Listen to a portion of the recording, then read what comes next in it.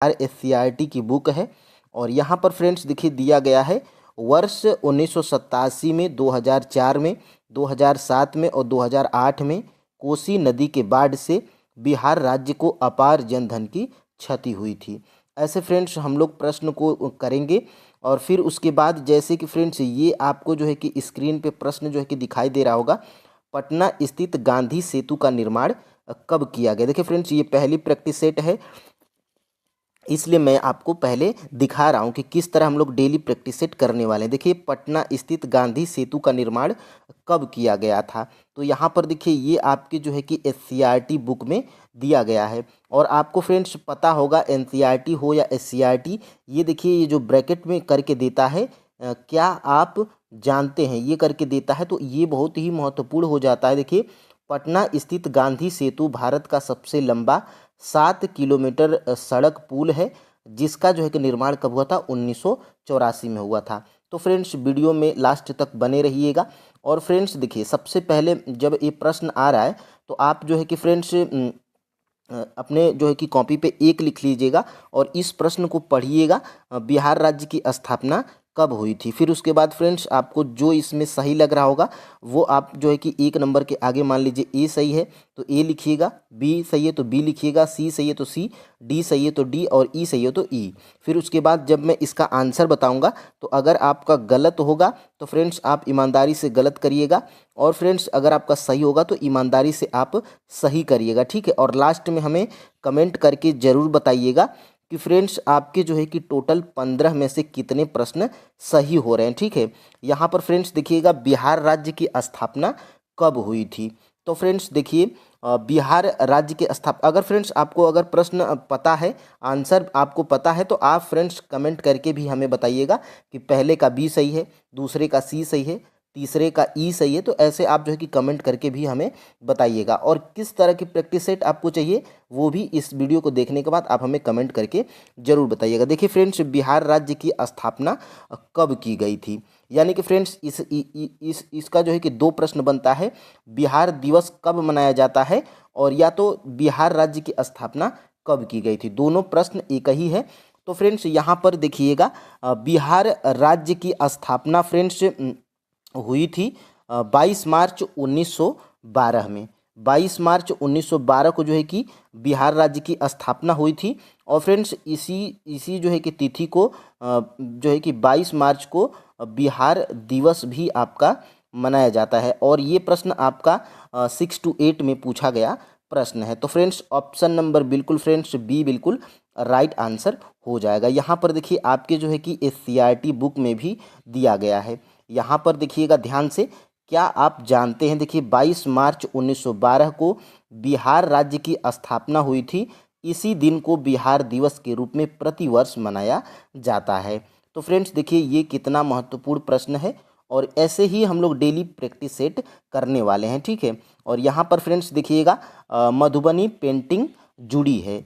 तो friends Madhubani painting कहाँ से जुड़ी है, कि मगध क्षेत्र से, कि भोजपुर क्षेत्र से, कि मिथिला क्षेत्र से, कि एक उपयुक्त में से एक से अधिक या उपयुक्त में से कोई नहीं। तो फ्रेंड्स देखिएगा मधुबनी पेंटिंग ये फ्रेंड्स आपकी जुड़ी है मिथिला क्षेत्र से। ये आपके जो है कि बिहार एससीईआरटी के बुक में क्लास 7th की एससीईआरटी है, जो बिहार की भूगोल के सब्जेक्ट में दिया गया। देखिए मिथिला क्षेत्र में जो है कि मधुबनी पेंटिंग जुड़ी है। ऑप्शन नंबर फ्रेंड्स यहाँ पर सी बिल्कुल राइट आंसर हो जाएगा। और देखिए प्रश्न आपका कैसे पूछता है, देखिए यहाँ पर देखिए बिहार में मनाया जाने वाला छठ पर्व जो है कि पूरे प्रदेश में श्रद्धा और उल्लास से मनाया जाता है। और यहाँ पर देखिएगा बिहार की मधुबनी पेंटिंग अब तो पूरे विश्व में लोगों को पसंद आ रही है। और मिथिला से उभरी पेंटिंग की यह कला, जिसमें प्राकृतिक जो है कि प्राकृतिक रंगों और प्राकृतिक और प्रतीकों का इस्तेमाल किया जाता है। तो इसका जो है कि यह कहाँ से यह कला उभरी थी, तो मिथिला से जो है कि यह पेंटिंग मधुबनी पेंटिंग उभरी थी। तो यही फ्रेंड्स आपका जो है कि राइट आंसर यहाँ पे क्या हो जाएगा, ऑप्शन नंबर सी जो है कि मिथिला क्षेत्र से। तो फ्रेंड्स ये प्रैक्टिस सेट आपको कैसी लग रही है, आप जो है कि ये भी हमें कमेंट करके ज़रूर बताइएगा। और फ्रेंड्स यकीन मानिए आपके प्रश्न यहीं से पूछे जाएंगे, ठीक है। तो और यहाँ पर देखिएगा आगे हम लोग बढ़ते हैं। देखिए फ्रेंड्स यहाँ पे बिहार के पूरब में है, यानी कि बिहार के पूरब में कौन सा यहाँ पे राज्य है या देश है? पश्चिम बंगाल आपके ऑप्शंस में दिया गया है, उत्तर प्रदेश और नेपाल। उपर्युक्त में से एक से अधिक और उपर्युक्त में से कोई नहीं। तो फ्रेंड्स बिहार के जो है कि पूरब में आपका जो है कि पश्चिम बंगाल जो है कि स्थित है। ऑप्शन नंबर फ्रेंड्स यहाँ से ये बिल्कुल राइट आंसर हो जाएगा, और ये आपके बिहार एससीईआरटी में भी दिया गया है। देखिए फ्रेंड्स यहाँ से आपको 3 या 4 प्रश्न देखने को मिल सकते हैं कि बिहार के जो है कि देखिए बिहार के पूरब में क्या है? पश्चिम बंगाल है। और बिहार के उत्तर में क्या है? बिहार के जो है कि ये देखिए बिहार के जो है कि पूरब में पश्चिम बंगाल है, और पश्चिम में जो है कि उत्तर प्रदेश है, और बिहार के उत्तर में क्या है? नेपाल है, तथा दक्षिण में क्या है? झारखंड है। यहाँ से आपको 4 प्रश्न देखने को मिल सकते हैं। तो फ्रेंड्स यहाँ से आप नोट डाउन भी करके अपना शार्ट नोट बना सकते हैं, ठीक है। अब हम लोग फ्रेंड्स आगे बढ़ते हैं। यहाँ से जमालपुर में अवस्थित है।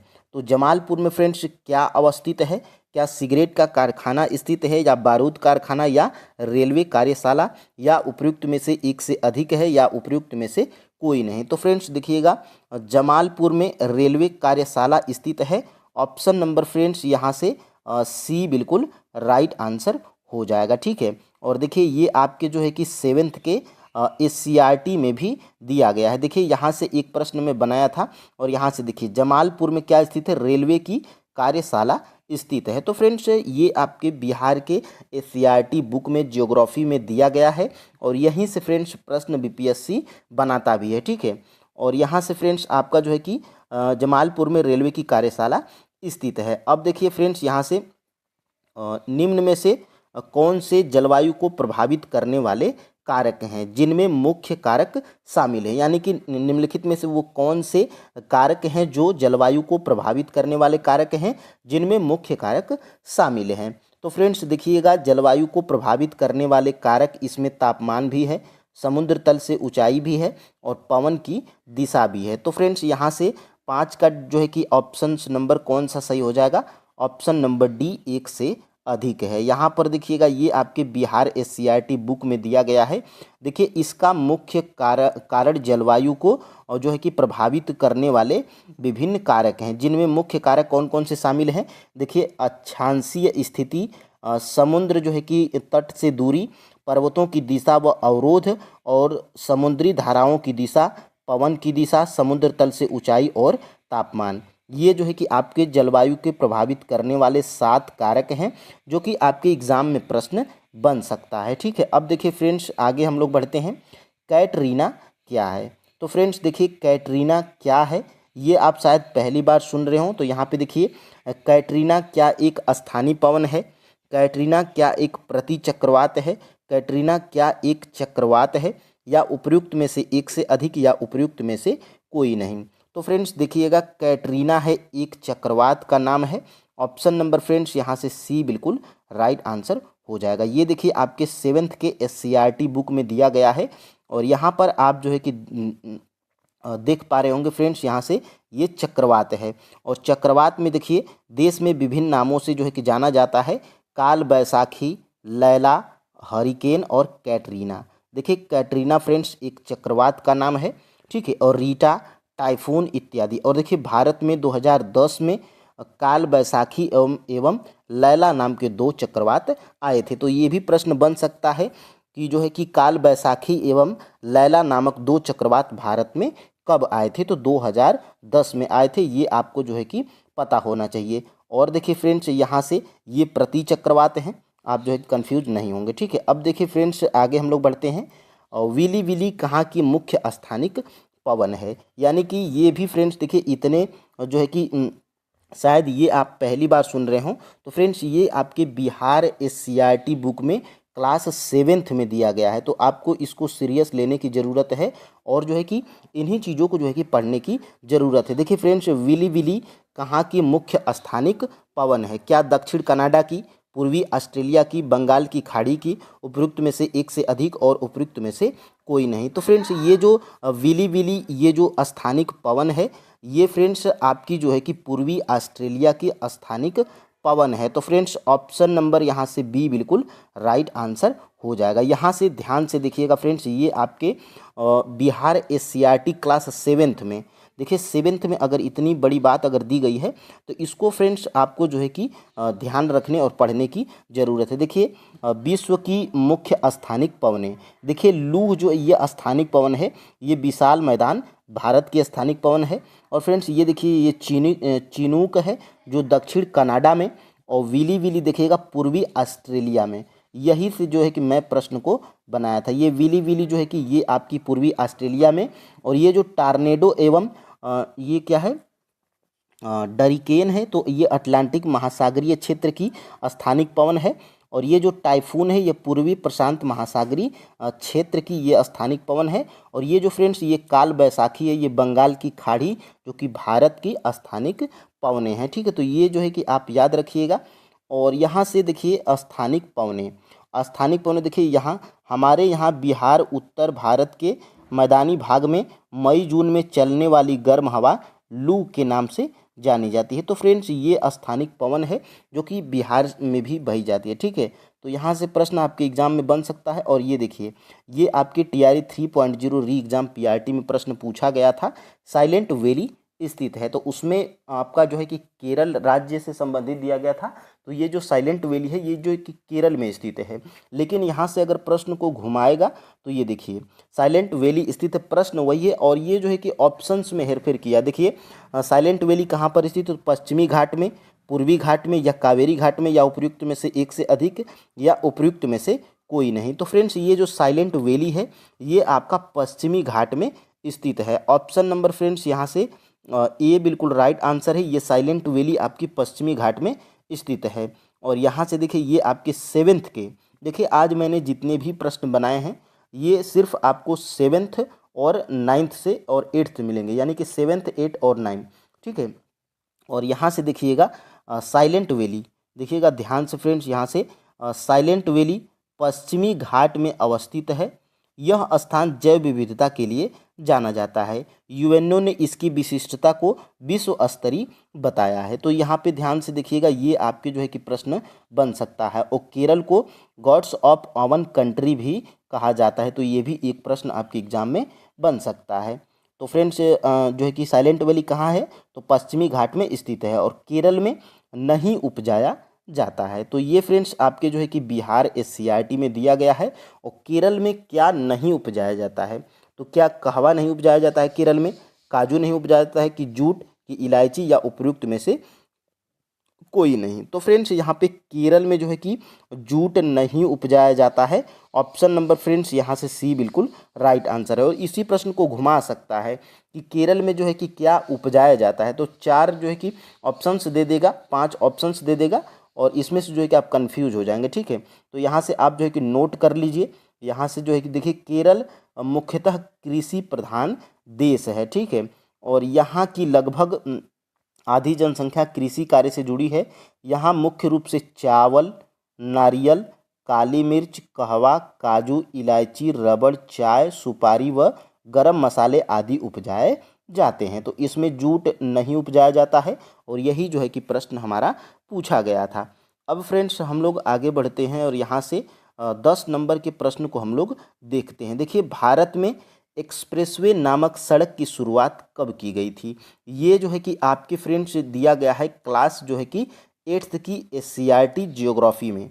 भारत में एक्सप्रेसवे नामक सड़क की शुरुआत कब की गई थी, तो ये फ्रेंड्स 1974 में की गई थी। ऑप्शन नंबर फ्रेंड्स यहाँ से बी बिल्कुल राइट आंसर है। भारत में एक्सप्रेसवे नामक सड़क की शुरुआत जो है कि 1974 ईस्वी में की गई थी। और यहाँ पर देखिएगा ये जो है कि आपके क्लास 8th की SCERT जियोग्राफी में दिया गया। देखिए 1974 में भारत में एक्सप्रेसवे नामक सड़क की शुरुआत की गई थी। तो फ्रेंड्स ऐसे ही प्रश्न आपके एग्जाम में बनते हैं। ठीक है, और यहाँ से देखिए पटना स्थित गांधी सेतु का निर्माण कब किया गया था, तो पटना स्थित गांधी सेतु का निर्माण जो है कि फ्रेंड्स किया गया था आपका जो है कि 1984 में। ऑप्शन नंबर फ्रेंड्स यहाँ से ए बिल्कुल राइट आंसर है, और ये आपके क्लास 9th के SCERT जियोग्राफी में दिया गया है, बिहार के SCERT बुक में। तो फ्रेंड्स यहाँ से देखिए ये देखिए पटना स्थित गांधी सेतु भारत का सबसे लंबा 7 किलोमीटर सड़क पुल है, जिसका निर्माण जो है कि 1984 में हुआ था। और क्या आप जानते हैं, ऐसे अगर ब्रैकेट में करके दिया गया है तो मान लीजिए फ्रेंड्स कि वो जो है कि मोस्ट इम्पोर्टेंट प्रश्न है। और यहाँ से देखिए ज्ञात कीजिए, तो यहाँ से भी प्रश्न बनता है। तो गांधी सेतु किस नदी पर है, ये आप हमें कमेंट करके ज़रूर बताइएगा, ठीक है। अब फ्रेंड्स हम लोग आगे बढ़ते हैं और ये देखिए यहाँ से फ्रेंड्स देखिए कब कब कोसी नदी के बाढ़ से बिहार को अपार जनधन की क्षति हुई थी। तो फ्रेंड्स बिहार में कोसी नदी के बाढ़ से जो है कि बिहार को अपार जनधन की क्षति हुई थी। तो देखिएगा 1987 में भी बाढ़ आई थी, तो अपार जनधन की क्षति हुई थी बिहार को 2004 में, 2007 में और 2008 में। तो फ्रेंड्स यहाँ पे उपयुक्त में से एक से अधिक जो है कि आपका राइट आंसर हो जाएगा ऑप्शन नंबर ई हो जाएगा, ठीक है। और यहाँ से देखिए ये भी आपके जो है कि क्लास जो है कि 9th के SCRT जो है कि बुक में दिया गया है ज्योग्राफी में। देखिए क्या आप जानते हैं, देखिए वर्ष 1987, 2004, 2007 और 2008 में कोसी नदी के बाढ़ से बिहार राज्य को अपार जनधन की क्षति हुई थी। तो ये प्रश्न आपका बन सकता है, ठीक है।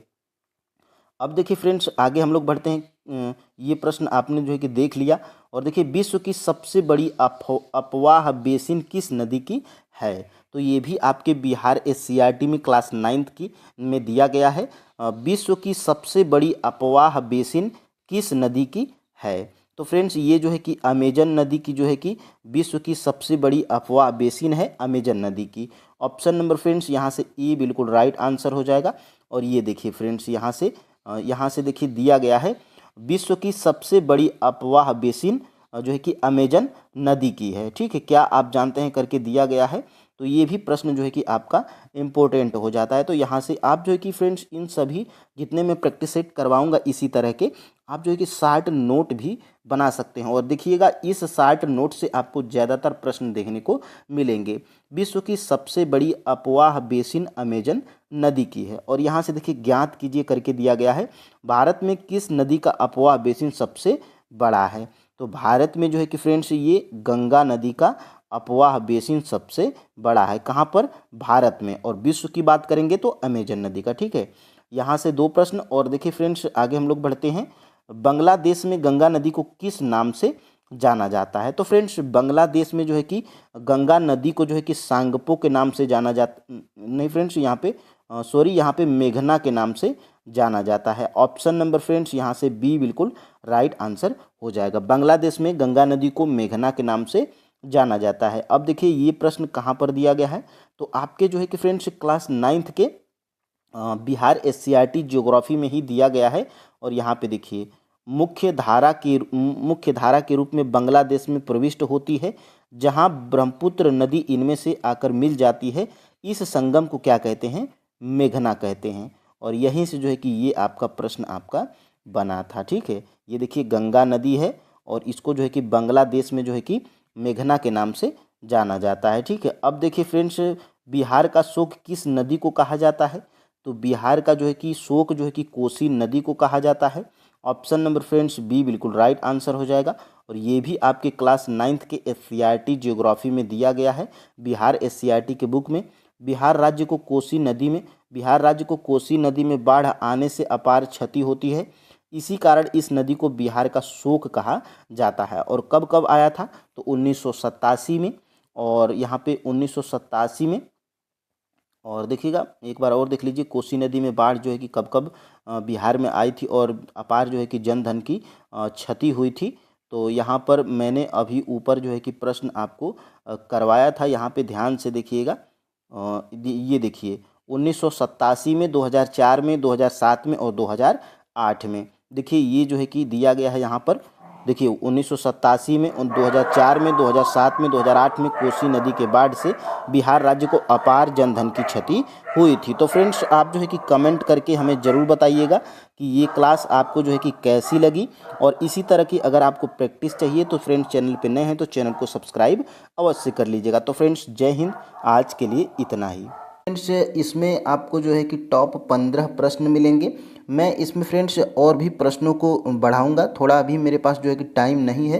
और फ्रेंड्स यहाँ से आपको जो है कि कैसे प्रश्न मिलते हैं, तो यहाँ पर देखिए ये प्रश्न है और आपके जो है कि एनसीईआरटी एससीईआरटी में से कहाँ से मैं प्रश्न बनाया हूँ, मैं इनको जो है कि दिखाते हुए चलूँगा। ठीक है, यहाँ से ये देखिए और फ्रेंड्स यहाँ से ये प्रश्न है, यहाँ से ये प्रश्न है और ये प्रश्न कहाँ से पूछा गया है, तो यहाँ से। ठीक है, तो फ्रेंड्स वीडियो में लास्ट तक बने रहिएगा और चैनल पे नए हैं तो चैनल को सब्सक्राइब भी अवश्य करिएगा। यहाँ पर फ्रेंड्स देखिए चंद्रमा के गुरुत्वाकर्षण से जल ऊंचाई की ओर उठता है और यह स्थिति कहलाती है।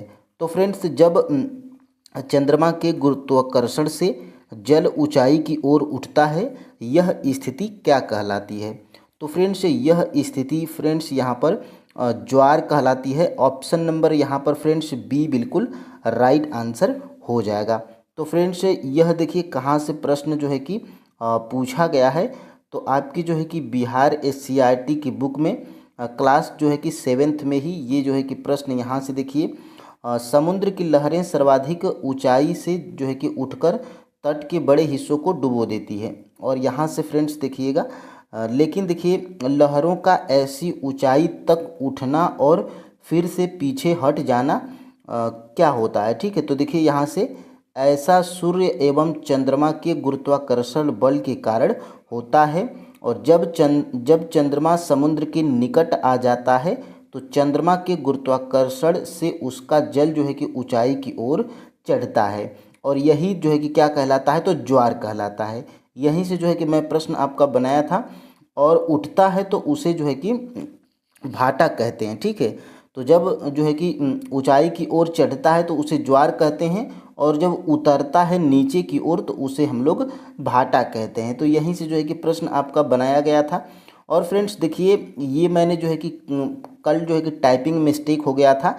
कल में जो है कि बांग्लादेश में गंगा नदी को जो है कि किस नाम से जाना जाता है, तो फ्रेंड्स जो है कि बांग्लादेश में गंगा नदी को कल मैंने मेघना बता दिया था, लेकिन फ्रेंड्स बांग्ला जो है कि देश में गंगा नदी को जो है कि पद्मा के नाम से जो है कि जाना जाता है। ऑप्शन नंबर फ्रेंड्स यहाँ से सी बिल्कुल राइट आंसर है। कल फ्रेंड्स यहाँ पर टाइपिंग मिस्टेक हो गई थी। और यहाँ से फ्रेंड्स देखिएगा ये जो है कि कहाँ से प्रश्न जो है कि बनाया गया था, तो देखिए ये मैं जो है कि कल आपको यहाँ से दिखाया था और मेघना बता दिया था।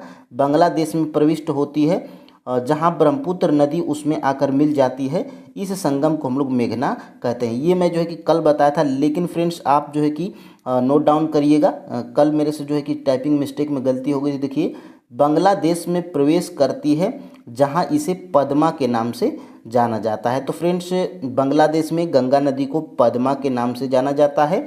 और ये फ्रेंड्स आप जो है कि मेघना किसे कहेंगे, तो देखिए ये दूसरी भाग में मुख्य धारा के रूप में बांग्लादेश में प्रविष्ट होती है जहां ब्रह्मपुत्र नदी इसमें आकर मिल जाती है। और जब जो है कि गंगा नदी में ब्रह्मपुत्र नदी जब आकर मिल जाती है तो इसी संगम को हम लोग क्या कहते हैं? मेघना कहते हैं। ठीक है, तो इसे फ्रेंड्स आप जो है कि याद रखिएगा। और यहाँ से आगे हम लोग बढ़ते हैं। बिहार के लखीसराय में कौन सी झील है? तो फ्रेंड्स बिहार के लखीसराय में कौन सी झील है, आप हमें कमेंट करके ज़रूर बताइए। और फ्रेंड्स जो है कि आपके लास्ट में से टोटल 15 में से कितने प्रश्न सही होते हैं, ये भी आप हमें कमेंट करके ज़रूर बताइएगा। देखिए फ्रेंड्स मैं जो है कि यहाँ से प्रश्न आपका एनसीईआरटी और एससीईआरटी से इसलिए करवा रहा हूँ क्योंकि फ्रेंड्स आपने हमारी प्रूफ वाली जो वीडियो देखी होगी जिसमें मैं टीआरई 1 के, टीआरई 2 के और टीआरई 3 के प्रश्नों को जो है कि प्रूफ के साथ में दिखाया था। तो वो सारे प्रश्न आपके जो है कि एनसीईआरटी और एससीईआरटी से ही पूछे गए थे। तो इसीलिए फ्रेंड्स मैं जो है कि एनसीईआरटी और एससीईआरटी आधारित आपको जो है कि प्रैक्टिस सेट करवा रहा हूँ। ठीक है, यहाँ से देखिएगा बिहार के लखीसराय में कौन सी झील है? तो फ्रेंड्स बिहार के लखीसराय में कांवर झील है, बैकाल झील है, बरेला झील है, या उपयुक्त में से एक से अधिक, या उपयुक्त में से कोई नहीं। तो फ्रेंड्स बिहार के लखीसराय में जो है कि यहाँ पे बरेला झील है। ऑप्शन नंबर फ्रेंड्स यहाँ से सी बिल्कुल राइट आंसर हो जाएगा। और यहाँ पे फ्रेंड्स ये देखिए बिहार एससीईआरटी बुक में भी जो है कि इनका जिक्र किया गया है। देखिए मुंबई शहर किस सागर के किनारे स्थित है, ये भी आपके बिहार के एससीईआरटी बुक में दिया गया है। तो फ्रेंड्स देखिए मुंबई शहर किस सागर के किनारे स्थित है। तो फ्रेंड्स देखिएगा, ये जो मुंबई शहर है ये फ्रेंड्स आपका अरब सागर के किनारे स्थित है। तो फ्रेंड्स अरब सागर हमारा किसी भी ऑप्शंस में नहीं है, तो इसका जो है कि राइट आंसर क्या हो जाएगा, ऑप्शन नंबर ई। तो फ्रेंड्स देखिए, ये बीपीएससी का जो 5 ऑप्शंस वाले जो प्रश्न होते हैं, इसमें फ्रेंड्स आसान से प्रश्न भी आप जो है कि गलत कर देते हैं, क्योंकि इसके ऑप्शंस भी ऐसे ऐसे होते हैं, उपयुक्त में से एक से अधिक, उपयुक्त में से कोई नहीं, और फ्रेंड्स आप कंफ्यूज हो जाते हैं। ठीक है, तो मुंबई शहर जो है कि अरब सागर के किनारे स्थित है। ऑप्शन नंबर जो है कि यहाँ से ई बिल्कुल राइट आंसर हो जाएगा। तो मुंबई शहर अरब सागर के निकट जो है कि स्थित है। अरब सागर जो है कि आप याद रखिएगा। और फ्रेंड्स यहाँ से हम लोग आगे बढ़ते हैं, और यहाँ से देखिएगा ध्यान से, मैं जो है कि यहाँ से देखिए, यहाँ से दोनों प्रश्न आपके बनाए गए थे। देखिए, कांवर झील कहाँ पर है, बेगूसराय में, और बरैला झील कहाँ पर है, तो लखीसराय जिले में है। ठीक है, और यहाँ पर देखिएगा मुंबई में सागर है, मुंबई में तो सागर है, और अरब सागर, तो अरब सागर फ्रेंड्स यहाँ पे मुंबई जो है कि अरब सागर के किनारे पर स्थित है। अब देखिए फ्रेंड्स, अब हम लोग आगे बढ़ते हैं, और यहाँ से जल संरक्षण दिवस कब मनाया जाता है। तो फ्रेंड्स, जल संरक्षण दिवस जो है कि मनाया जाता है कब, 5 जून को, 22 मार्च को, या 23 अप्रैल को, या उपयुक्त में से एक से अधिक, या उपयुक्त में से कोई नहीं। तो फ्रेंड्स देखिएगा, जल संरक्षण दिवस जो होता है ये फ्रेंड्स आपका मनाया जाता है 22 मार्च को। ठीक है, ऑप्शन नंबर फ्रेंड्स यहाँ से बी बिल्कुल राइट आंसर हो जाएगा। और ये देखिए आपके जो है कि बिहार एससीईआरटी के बुक में भी दिया गया है। देखिए मैं यहाँ पे हाईलाइट भी कर रखा हूँ, 22 मार्च को जल संरक्षण दिवस मनाया जाता है। तो यहीं से फ्रेंड्स आपका ये प्रश्न जो है कि पूछा जा सकता है। देखिए फ्रेंड्स, कुछ लोग कमेंट कर रहे हैं कि सिर्फ आप प्रैक्टिस करवाइए। तो फ्रेंड्स, और ये जो मैं दिखाता हूँ कि यहाँ से प्रश्न बनाया हूँ, ये कुछ लोग करने के लिए नहीं बोल रहे हैं। ठीक है, तो देखिए फ्रेंड्स, ये आप जो है कि स्क्रीनशॉट ले सकते हैं, ये आपके लिए मैं जो है कि यहाँ पे बनाता हूँ। ठीक है, वैसे फ्रेंड्स जो है कि मैं किसी बुक से जो है कि 15 या 20 प्रश्न आपको टाइपिंग करके मैं पढ़ा के चला जाऊंगा। तो फ्रेंड्स वहाँ से ये आपके लिए अच्छा है कि आपको देखने को मिलता है, और ये जो मैं दिखाता हूँ इसमें आप इसकी स्क्रीनशॉट जब ले लेते हैं फ्रेंड्स इसका, तो आप जो है कि बार बार रिवाइज भी कर सकते हैं अपने फ़ोन से ही। ठीक है, यहाँ पे देखिएगा, पृथ्वी पर जलमंडल का हिस्सा कितने प्रतिशत है। तो फ्रेंड्स देखिए, पृथ्वी पर जलमंडल का हिस्सा जो है कि आपको पता होगा, ऑप्शन नंबर सी 71% है। ठीक है, और यहाँ से फ्रेंड्स देखिएगा, ये जो है कि आपका, और कुल जल का कितने प्रतिशत जल जो है कि पीने योग्य है। क्या फ्रेंड्स, 0.3%, 41%, 71%, और उपयुक्त में से एक से अधिक, या उपयुक्त में से कोई नहीं। तो फ्रेंड्स देखिए, कुल जल का जो है कि 0.3% जो है कि जल जो है कि पीने योग्य है। तो ऑप्शन नंबर फ्रेंड्स यहाँ से ए बिल्कुल राइट आंसर हो जाएगा। ठीक है, और ये देखिए दोनों प्रश्न में जो है कि यहाँ से देखिए, ये आपके जो है कि बिहार एससीईआरटी बुक में दिया गया है, पृथ्वी पर कुल 71% जलमंडल है। ठीक है, ये एक प्रश्न आपका यहाँ से बना था, और एक प्रश्न यहाँ से बना था। देखिए मैडम ने समझाते हुए कहा, उपलब्ध कुल जल का सिर्फ 0.3 यानी कि 0.3% पानी का उपयोग ही पीने एवं अन्य आवश्यकताओं की पूर्ति हेतु कर सकते हैं। तो 0.3% आप याद रखिएगा, इतना ही स्वच्छ जल पाया जाता है। ठीक है, तो प्रश्न घुमा सकता है कि कितने प्रतिशत जल जो है कि स्वच्छ जल पाया जाता है पीने योग्य, तो 0.3%। ठीक है, अब देखिए फ्रेंड्स, ये जो है कि आपका TRE 1 में ये प्रश्न सेम टू सेम ये प्रश्न पूछा गया था, जो कि आपके जो है कि बिहार एससीईआरटी की बुक में दिया गया है, और NCERT में भी दिया गया है। देखिए, महासागर की परपटी मुख्यतः किसकी बनी होती है। तो फ्रेंड्स, महासागर की जो परपटी होती है ये जो है कि आपकी सिलिका और मैग्नीशियम की बनी होती है। तो ऑप्शन नंबर फ्रेंड्स यहाँ से ए बिल्कुल राइट आंसर हो जाएगा। ठीक है, अब देखिए फ्रेंड्स, ये जो है कि आपकी NCERT की बुक है, और इसमें से देखिए यहीं से जो है कि ये प्रश्न आपका बना था। तो फ्रेंड्स, NCERT और SCERT आधारित जब आप प्रैक्टिस करेंगे तो आपको जो है कि फ्रेंड्स बिल्कुल लाभ मिलने वाला है। यहाँ से डायरेक्टली प्रश्न देखिए फ्रेंड्स, महासागर की परपटी मुख्यतः सिलिका एवं मैग्नीशियम की बनी होती है। तो यहीं से ये जो है कि आपके TRE 1 में ये प्रश्न आपका पूछा गया था। तो TRE 1 में ये प्रश्न आपका पूछ लिया गया था।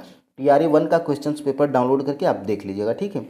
और यहाँ से देखिए आगे हम लोग बढ़ते हैं और देखिए क्रोड क्या है। तो फ्रेंड्स देखिए क्रोड क्या होता है। ये क्रोड क्या फ्रेंड्स पृथ्वी की ऊपरी परत पर होता है या पृथ्वी की निचली परत या ठोस पदार्थ या उपर्युक्त में से एक से अधिक या उपर्युक्त में से कोई नहीं। तो फ्रेंड्स ये जो क्रोड होता है ये पृथ्वी की निचली परत पर होता है, ठीक है। ऑप्शन नंबर फ्रेंड्स यहाँ पे ये पृथ्वी की निचली परत को हम लोग क्या कहते हैं, क्रोड कहते हैं। तो ऑप्शन नंबर फ्रेंड्स यहाँ से बी बिल्कुल राइट आंसर हो जाएगा। और यहाँ से देखिए नीफे में होता है, तो नीफे में क्या क्या पाया जाता है, यहाँ से ये 10 का जो है कि राइट आंसर क्या है आप लोग कमेंट करके हमें ज़रूर बताइएगा, ठीक है। देखिए नीफे में क्या होता है, तो फ्रेंड्स नीफे में देखिए क्या होता है, सिलिका होता है कि निकेल होता है कि लोहा होता है कि उपर्युक्त में से एक से अधिक कि उपर्युक्त में से कोई नहीं। तो फ्रेंड्स देखिएगा ये निफे में होता है क्या, तो निफे में फ्रेंड्स निकेल और लोहा होता है। तो निकेल बी में है और सी में क्या है, लोहा है। इसलिए फ्रेंड्स आपका राइट आंसर क्या हो जाएगा, ऑप्शन नंबर डी उपर्युक्त में से एक से अधिक, ठीक है। तो आप जो है कि याद रखिएगा निफे में क्या होता है, ये निफे में आपका जो है कि होता है निकेल और लोहा, ठीक है।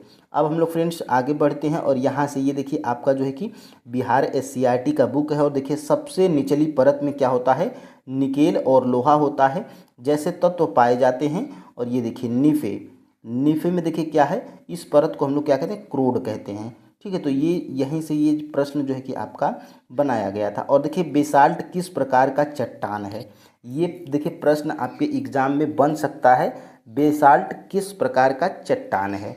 तो फ्रेंड्स ये देखिए बेसाल्ट जो होता है ये फ्रेंड्स आपका जो है कि आग्नेय चट्टान की कैटेगरी में आता है या बेसाल्ट जो है कि आग्नेय चट्टान है, ठीक है। ऑप्शन नंबर फ्रेंड्स यहाँ से ए बिल्कुल राइट आंसर हो जाएगा, ठीक है। और देखिए ये प्रश्न आपके जो है कि बिहार SCRT में दिया गया है।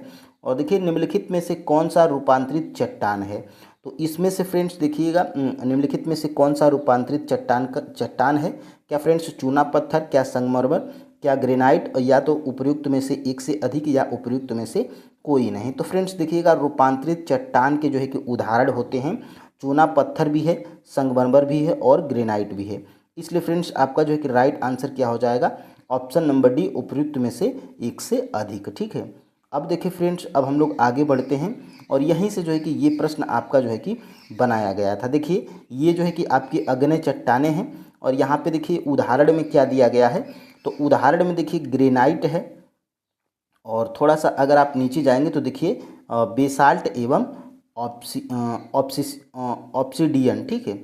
ये आपका जो है कि आग्नेय चट्टान है। और रूपांतरित में देखिए क्या दिया गया है, तो रूपांतरित में देखिए संगमरमर और देखिए चूना पत्थर और यहाँ से फ्रेंड्स देखिएगा ये आपका ग्रेनाइट। तो ये आपके जो है कि रूपांतरित चट्टानों के एग्जाम्पल हैं, आप जो है कि इसको याद रखिएगा, ठीक है। अब देखिए फ्रेंड्स ब्राज़ील में झूम कृषि को किस नाम से जाना जाता है, तो फ्रेंड्स देखिएगा ब्राज़ील में झूम कृषि को क्या मिल्पा के नाम से जाना जाता है, क्या लद्दांग के नाम से जाना जाता है, क्या कुमारी के नाम से जाना जाता है। तो फ्रेंड्स देखिएगा ये ब्राज़ील में जो है कि झूम नाम की कृषि को जो है कि हम लोग रोका के नाम से जानते हैं, ठीक है। तो ब्राज़ील में यहाँ पे आप लोग जो है कि लिख लीजिएगा, ये जो है कि आपका ब्राज़ील में जो है कि ये आपकी झूम कृषि को किस नाम से जाना जाता है, तो रोका के नाम से जाना जाता है, ठीक है। और ये मिल्पा फ्रेंड्स, ये मिल्पा जो है कि मेक्सिको है, ये जो है कि झूम कृषि को जो है कि मेक्सिको में मिल्का के नाम से जाना जाता है, ठीक है। तो मेक्सिको आप जो है कि इसको याद रखिएगा।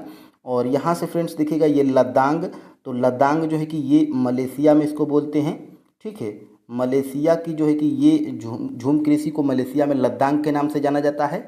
और फ्रेंड्स ये देखिएगा ये जो है कि झूम कृषि को केरल में जो है कि कुमारी के नाम से जाना जाता है। तो ये तीनों आप जो है कि याद रखिएगा और यहाँ से इसको आप स्क्रीनशॉट ले लीजिए। देखिए फ्रेंड्स ये आपके SCRT में दिया गया है। देखिए फ्रेंड्स विश्व के अनेक भागों में झूम कृषि की जाती है जिन्हें विभिन्न देशों में विभिन्न नामों से जाना जाता है, जैसे वेनेजुएला में देखिए कोनको के नाम से, और मलेशिया में लद्दांग के नाम से, मैक्सिको में जो है कि मिल्पा के नाम से, और ब्राज़ील में जो है कि रोका के नाम से जाना जाता है। तो ये आप जो है कि याद रखिएगा। और ये जो है कि आपकी जो है कि ये हमारे भारत में देखिएगा ये असम और उत्तर पूर्व के क्षेत्रों में झूम खेती के नाम से जाना जाता है। और देखिए आंध्र प्रदेश में पोंडू के नाम से, और उड़ीसा में जो है कि पामा डाबी के नाम से, और केरल के कुछ जो है कि क्षेत्रों में कुमारी के नाम से, और राजस्थान में वालरे के नाम से, और हिमालय क्षेत्र में जो है कि खील तथा झारखंड में कुरुल के नाम से जाना जाता है। तो ये आप जो है कि स्क्रीनशॉट ले सकते हैं और यहीं से जो है कि आप इसको याद रख सकते हैं। ठीक है, देखिए बिहार का कौन सा जिला गन्ना उत्पादन में पहले स्थान पर है? तो फ्रेंड्स देखिएगा, ये आपका जो है कि पूछा गया है 6 to 8 में। बिहार का ये जो है कि आपके पीआरटी में भी पूछा गया है। कैंसिल वाला जो एग्ज़ाम हुआ था, TRE 3.0 का जो कैंसिल वाला एग्ज़ाम हुआ था, जो रद्द हो गया था, उसमें ये प्रश्न जो है कि पूछा गया था, बिहार का कौन सा जिला गन्ना उत्पादन में पहले स्थान पर है? तो फ्रेंड्स ये देखिएगा, आपका जो है कि 14 का राइट आंसर क्या है? पश्चिमी चंपारण। ये फ्रेंड्स आपका जो पश्चिमी चंपारण है, ये बिहार का वो जिला है जहाँ पर गन्ना उत्पादन में ये पहले स्थान पे। ठीक है, तो फर्स्ट स्थान पे कौन है? ये पश्चिमी चंपारण है। ठीक है, अब देखिए फ्रेंड्स, आगे हम लोग बढ़ते हैं और देखते हैं ये कहाँ से है। तो ये आपके जो है कि SCERT में दिया गया है, बिहार SCERT की बुक में। और यहाँ से ध्यान से आप लोग जो है कि देख सकते हैं गन्ना। ठीक है, और गन्ना देखिए, गन्ने के उत्पादन में पश्चिमी चंपारण पहले स्थान पर है, जबकि दूसरे और तीसरे स्थान पे कौन है?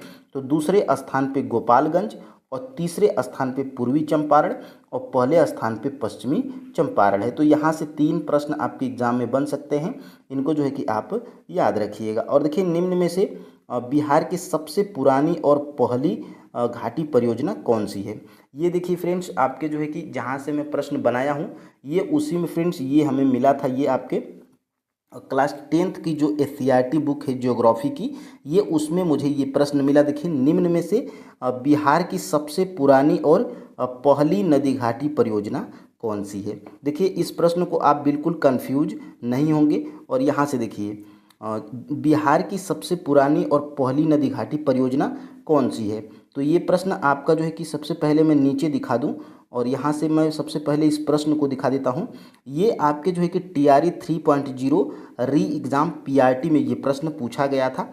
अगर आप एग्ज़ाम दिए होंगे तो आपको पता होगा। देखिए ये सेट ई में जब आप जाइएगा, तो सेट ई में ये 140 नंबर का प्रश्न ये आपको मिलेगा। बिहार में सबसे पुरानी नदी घाटी परियोजना कौन सी है?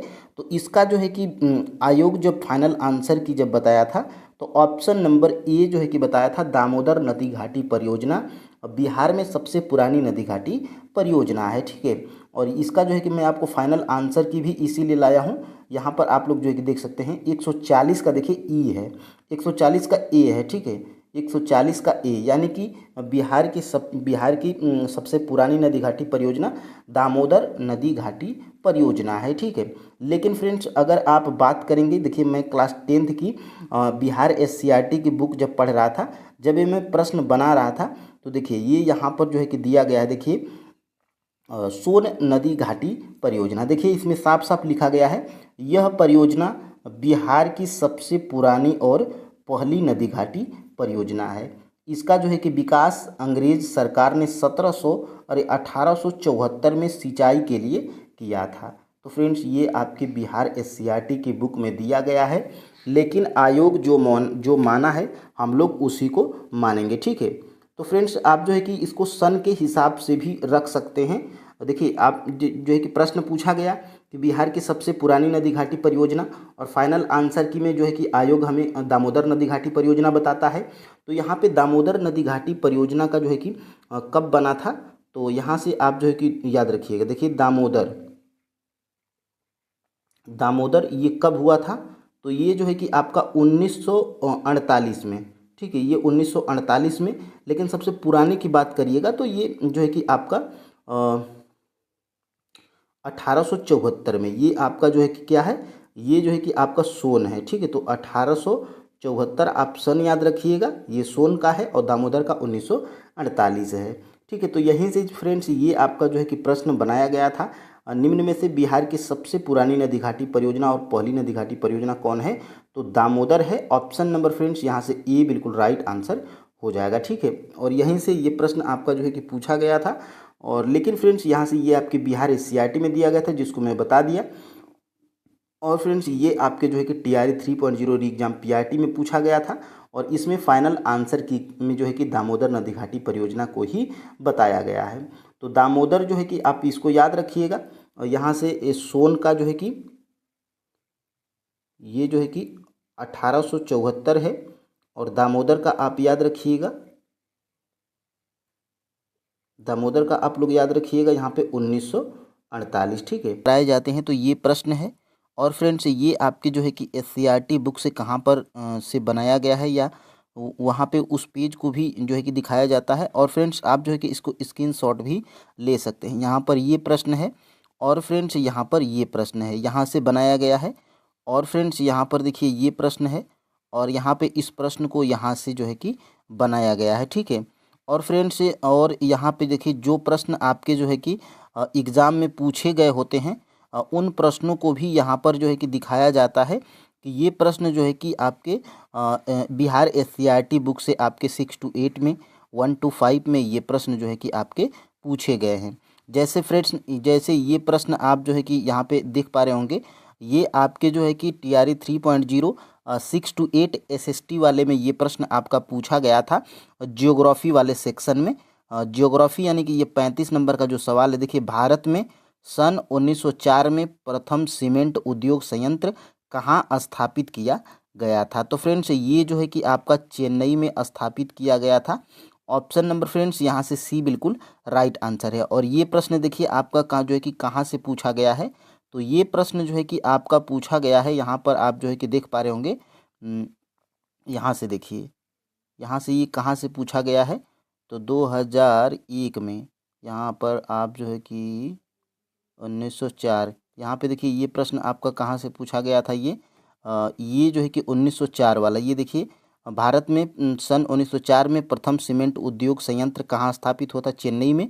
और ये जो है कि आपके फ्रेंड्स बिहार एससीईआरटी के बुक में यहाँ पर दिया गया है। जब आप क्लास 10th की एससीईआरटी ज्योग्राफी की जब आप खोलिएगा तो देखिए यहाँ पर दिया गया है, पहला सीमेंट संयंत्र 1904 में चेन्नई में स्थापित किया गया था। तो ये प्रश्न फ्रेंड्स आपके जो है कि सारे प्रश्न आपके जो है कि बिहार एससीईआरटी और एनसीईआरटी को मैच करके बनाए जा रहे हैं। और मैं जो है कि प्रूफ के साथ में भी दिखाते हुए चलता हूं। और यहाँ पर देखिए अब हम लोग इस प्रैक्टिस को स्टार्ट करते हैं। ठीक है फ्रेंड्स, आप जो है कि कमेंट करके हमें ज़रूर बताइएगा कि आपके टोटल इसमें से देखिए 15 में से, वैसे तो इसमें 20 प्रश्न आपको मिलते हैं, लेकिन फ्रेंड्स 15 आप जो है कि इसमें से 4 प्रश्न आपको मैं प्रीवियस ईयर का उसमें ऐड किया हूं, तो उसको नहीं जोड़ रहा हूं। 15 में से आपके टोटल कितने सही होते हैं आप हमें कमेंट करके ज़रूर बताइएगा। ठीक है, यहाँ से देखिए अब हम लोग स्टार्ट करेंगे। ब्रह्मपुत्र नदी को तिब्बत में किस नाम से जाना जाता है? तो फ्रेंड्स ब्रह्मपुत्र नदी को तिब्बत में किस नाम से जाना जाता है? क्या दिहांग के नाम से जाना जाता है? क्या जमुना के नाम से जाना जाता है? क्या ब्रह्मपुत्र नदी को तिब्बत में सांगपो के नाम से जाना जाता है? कि एक से अधिक या उपर्युक्त में से कोई नहीं?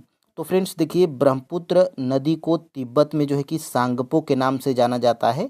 ऑप्शन नंबर फ्रेंड्स यहाँ से सी बिल्कुल राइट आंसर हो जाएगा। ठीक है, देखिए आप जो है कि अगर आपको आंसर पता है तो वीडियो को पॉज करके आप कमेंट करके भी हमें बता सकते हैं। यहाँ पर देखिएगा, अब हम लोग बढ़ते हैं। और ये देखिए आपके जो है कि बिहार एससीईआरटी के बुक में यहाँ पर दिया गया है।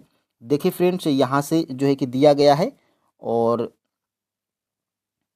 यहाँ से देखिए ब्रह्मपुत्र नदी को तिब्बत में जो है कि देखिए, ब्रह्मपुत्र नदी को तिब्बत में सांगपो के नाम से जाना जाता है। और बांग्लादेश में जो है कि ब्रह्मपुत्र नदी को जमुना के नाम से जाना जाता है।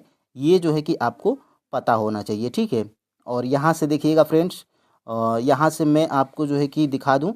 देखिए दिहांग, दिहांग जो है कि ये अरुणाचल प्रदेश में जो है कि जाना जाता है, ब्रह्मपुत्र नदी को जो है कि अरुणाचल प्रदेश में। ठीक है, तो इसको आप जो है कि अरुणाचल अरुणाचल प्रदेश, और जमुना, जमुना जो है कि फ्रेंड्स ये बांग्लादेश में। ठीक है, बांग्लादेश में। और ये जो है कि सांगपो को, ये जो है कि ब्रह्मपुत्र नदी को जो है कि ब्रह्मपुत्र नदी को तिब्बत में सांगपो के नाम से जाना जाता है। तो ये आप जो है कि यहाँ से देख सकते हैं।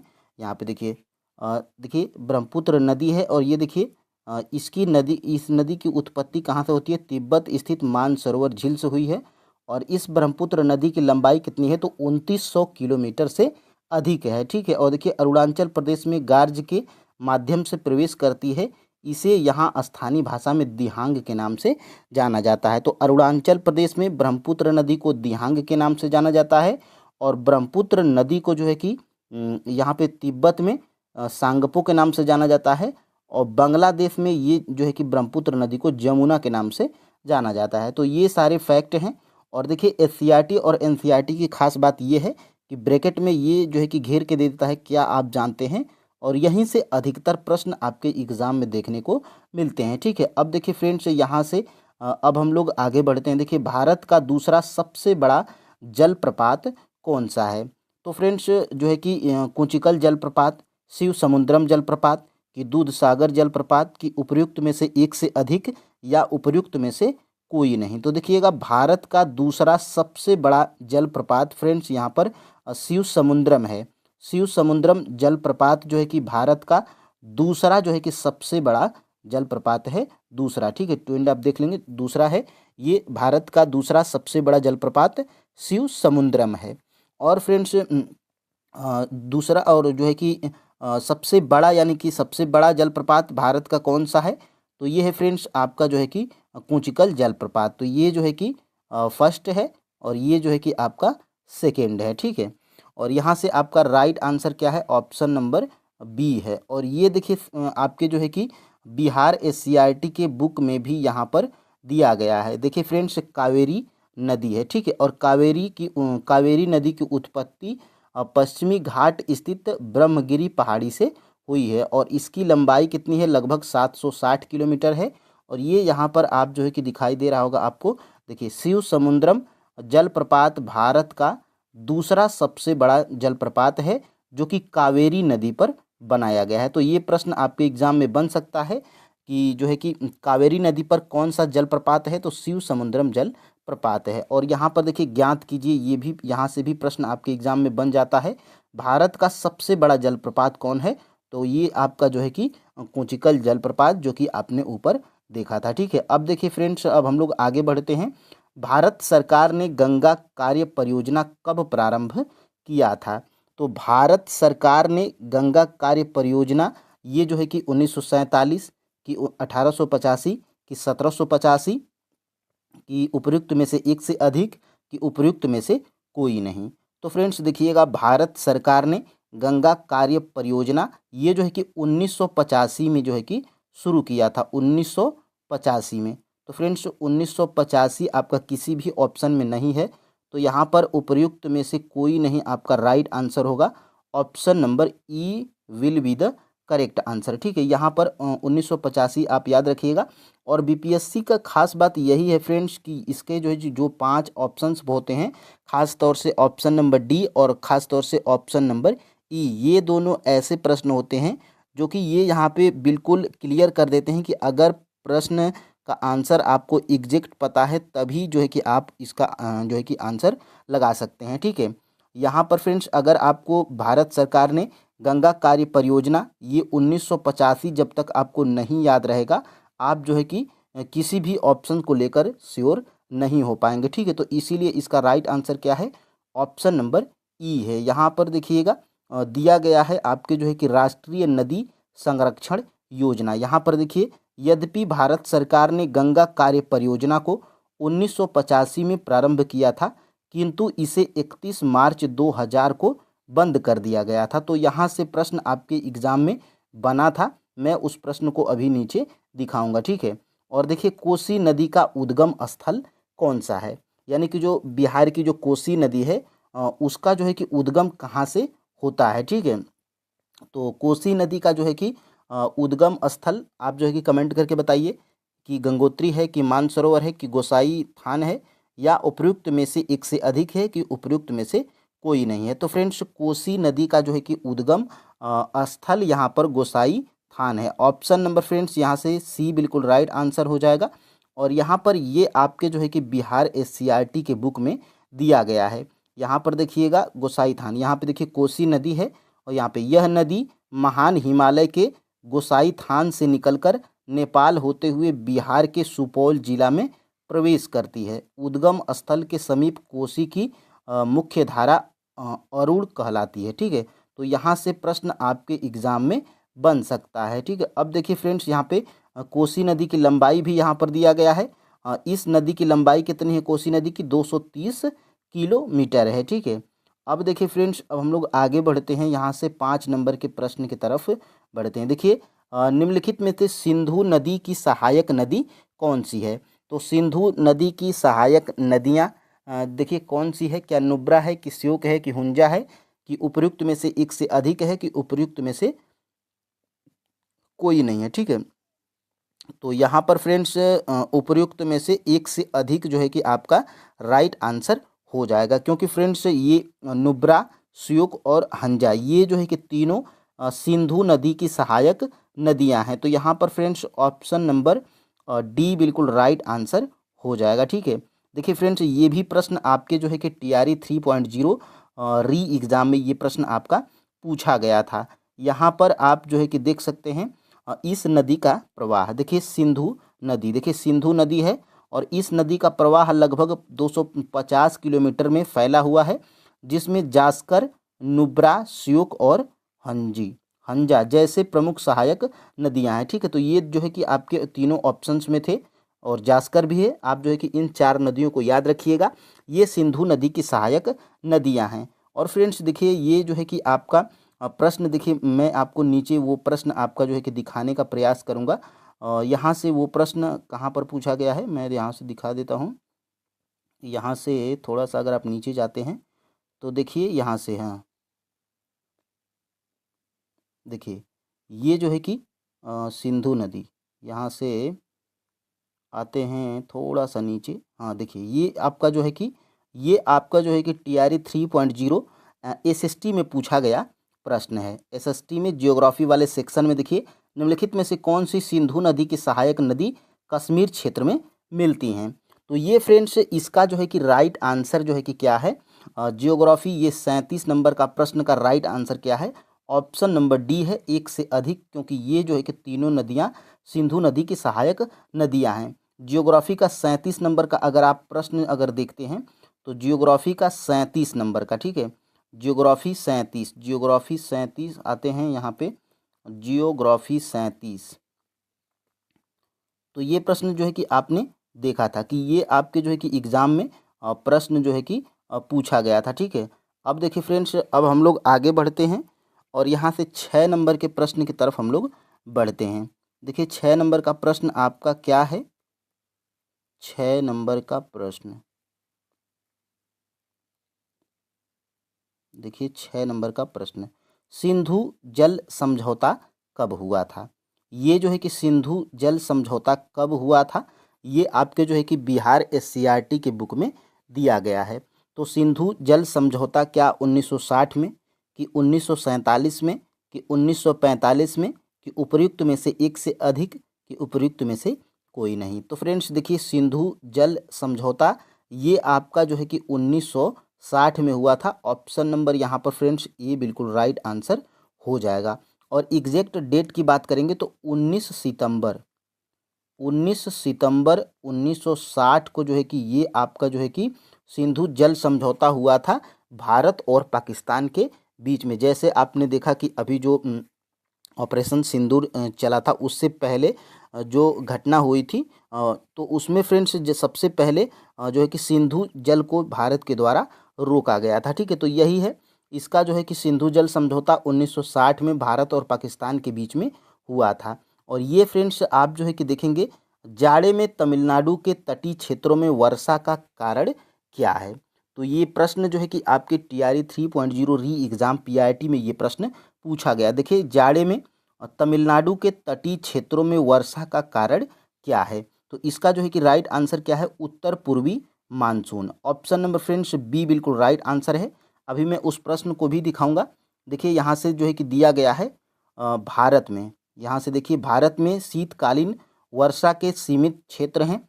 लौटती मानसून तथा उत्तर पूर्वी मानसून से भारत के पूर्वी तटीय भाग तमिलनाडु तथा केरल में वर्षा होती है। तो ये आपके जो है कि बिहार SCRT में दिया गया है। ठीक है, अब देखिए फ्रेंड्स आगे हम लोग देख लेते हैं और ये प्रश्न आपका जो है कि पूछ लिया गया था बिहार शिक्षक भर्ती TRE जो 3.0 हुआ था री एग्ज़ाम, ये आपका जो है कि PRT 1 to 5 में, PRT 125 में ये प्रश्न जो है कि आपका पूछा गया था।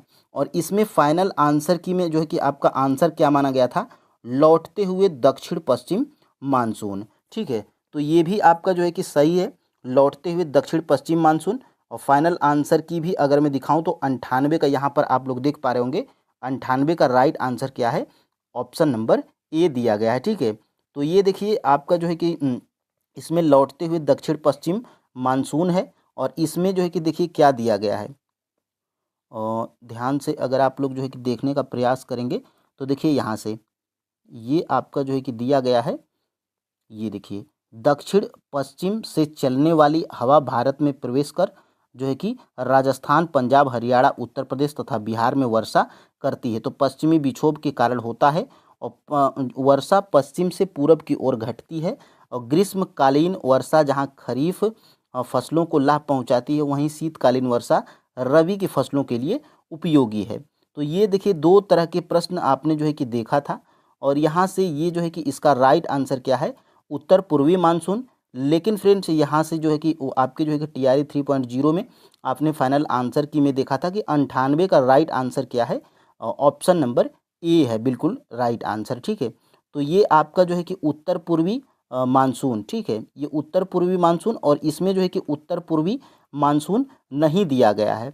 तो उत्तर पूर्वी अगर मानसून दिया गया है तो आप उत्तर देखिए, या तो आपको उत्तर पूर्वी मानसून दिया जाएगा या तो लौटते हुए दक्षिण पश्चिम मानसून दिया जाएगा। तो आप जो है कि देखिए इसमें उत्तर पूर्वी मानसून नहीं दिया गया है, तो लौटता हुआ दक्षिण पश्चिम मानसून को आप सही ट्रिक करेंगे। ठीक है, और जो है कि ये आपका प्रश्न था, आपने दोनों प्रश्न को देख लिया। ठीक है, अब देखिए फ्रेंड्स यहाँ से हम लोग आगे बढ़ते हैं। और ये देखिए आपका जो है कि दिया गया है बिहार SCERT के वस्तुनिष्ठ प्रश्न में, जाड़े में तमिलनाडु के तटीय भागों में वर्षा का कारण क्या है, तो उत्तर पूर्वी मानसून है।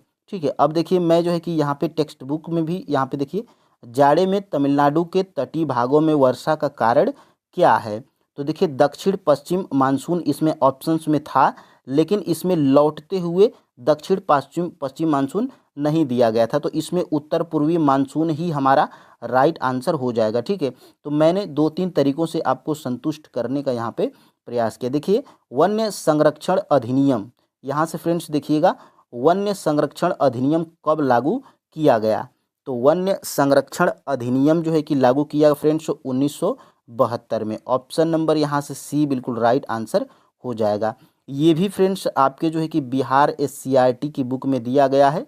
और देखिए ब्रैकेट में करके दिया गया है। देखिए क्या आप जानते हैं कि भारत में वन्य जीव संरक्षण अधिनियम 1972 में लागू किया गया था। तो ऐसा अगर घेर के दिया गया है और क्या बोलता है कि क्या आप जानते हैं, और उसमें जो एक लाइन में दिया रहता है, जैसे ये दिया गया है वन्य जीव संरक्षण अधिनियम 1972 में लागू किया गया, तो ऐसे ही यहीं से प्रश्न जो है कि आपके एग्जाम में बनता है। ठीक है, अब देखिए फ्रेंड्स यहाँ से विश्व का सर्वोच्च शिखर माउंट एवरेस्ट को नेपाल में किस नाम से जाना जाता है, ये भी जो है कि आपका महत्वपूर्ण प्रश्न है, आपके एग्जाम में पूछा जा सकता है कि विश्व का जो सर्वोच्च शिखर माउंट एवरेस्ट है, इसको जो है कि नेपाल में किस नाम से जाना जाता है।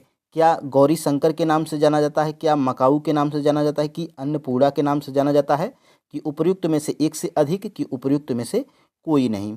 तो फ्रेंड्स देखिएगा ये जो विश्व का सर्वोच्च शिखर माउंट एवरेस्ट है, इसको फ्रेंड्स देखिए नेपाल में जो है कि सागर माथा के नाम से जाना जाता है। ठीक है, यहाँ पे सागर माथा के नाम से जाना जाता है किसको, माउंट एवरेस्ट को नेपाल में। तो सागर माथा आपका जो है कि किसी भी ऑप्शन में नहीं है।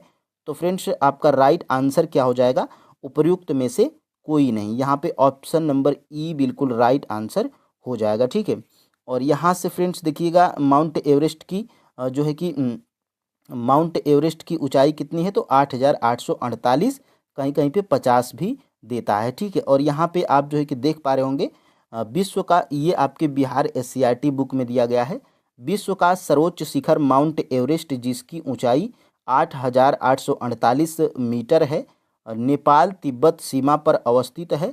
स्थानीय लोग इस चोटी को क्या कहते हैं, सागर माथा के नाम से पुकारते हैं। तो यहाँ से प्रश्न आपके एग्जाम में बन सकता है। ठीक है, तो आप इसको जो है कि ध्यान रखिएगा। और देखिए गंडक नदी को नेपाल में किस नाम से जाना जाता है, यानी कि जो गंडक नदी है इसको जो है कि नेपाल में किस नाम से जाना जाता है। तो फ्रेंड्स गंडक नदी को नेपाल में जो है कि नारायणी नदी के नाम से जाना जाता है। ऑप्शन नंबर यहाँ से फ्रेंड्स बी बिल्कुल राइट आंसर हो जाएगा। ठीक है, गंडक नदी को नेपाल में नारायणी नदी के नाम से जाना जाता है। और यहाँ पर फ्रेंड्स दिया भी गया है, देखिए यहाँ पे जो देखिए नेपाल में पूर्व से पश्चिम 3 प्रमुख नदी तंत्र का क्रम है। वो क्रम क्या है? कोसी, गंडक और घाघरा। ठीक है, और यहाँ की सबसे लंबी नदी कौन है? कर्नाली है, जो घाघरा की सहायक नदी है और पश्चिम बंगाल में बहती हुई भारत में प्रवेश करती है। और मध्य नेपाल में गंडक, जिसे यहाँ नारायणी नदी के नाम से जाना जाता है। यहीं से आपका प्रश्न बनाया गया था। और यहाँ से देखिए पूर्वी नेपाल में कोसी नदी को क्या कहते हैं? तो सप्त कोसी के नाम से जानते हैं। तो ये भी प्रश्न आपके एग्जाम में बन सकता है।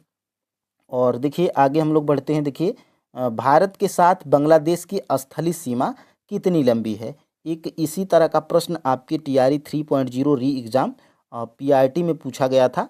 उसको मैं नीचे अभी दिखाऊंगा। देखिए भारत के साथ बांग्लादेश की स्थलीय सीमा कितनी लंबी है?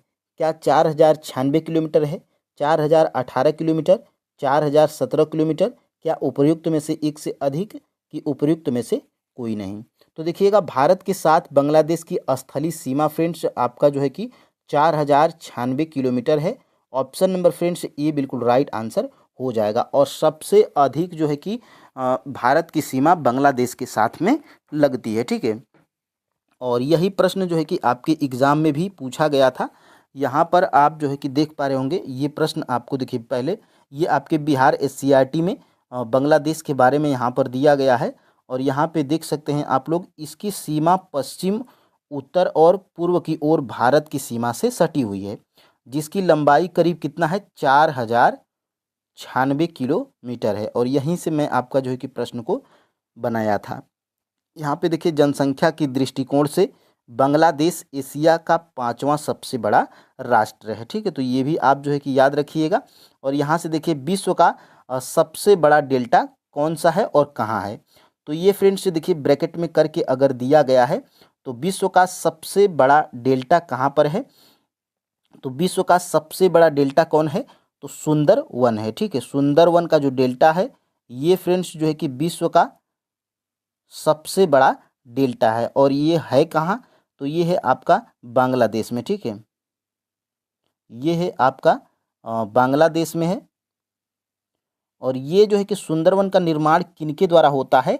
तो गंगा, ब्रह्मपुत्र और मेघना नदी के कारण जो है कि मिलने के कारण होता है। ठीक है, इसमें जो है कि निर्माण, इसमें आपका जो है कि गंगा है। ठीक है, गंगा है, ब्रह्मपुत्र है,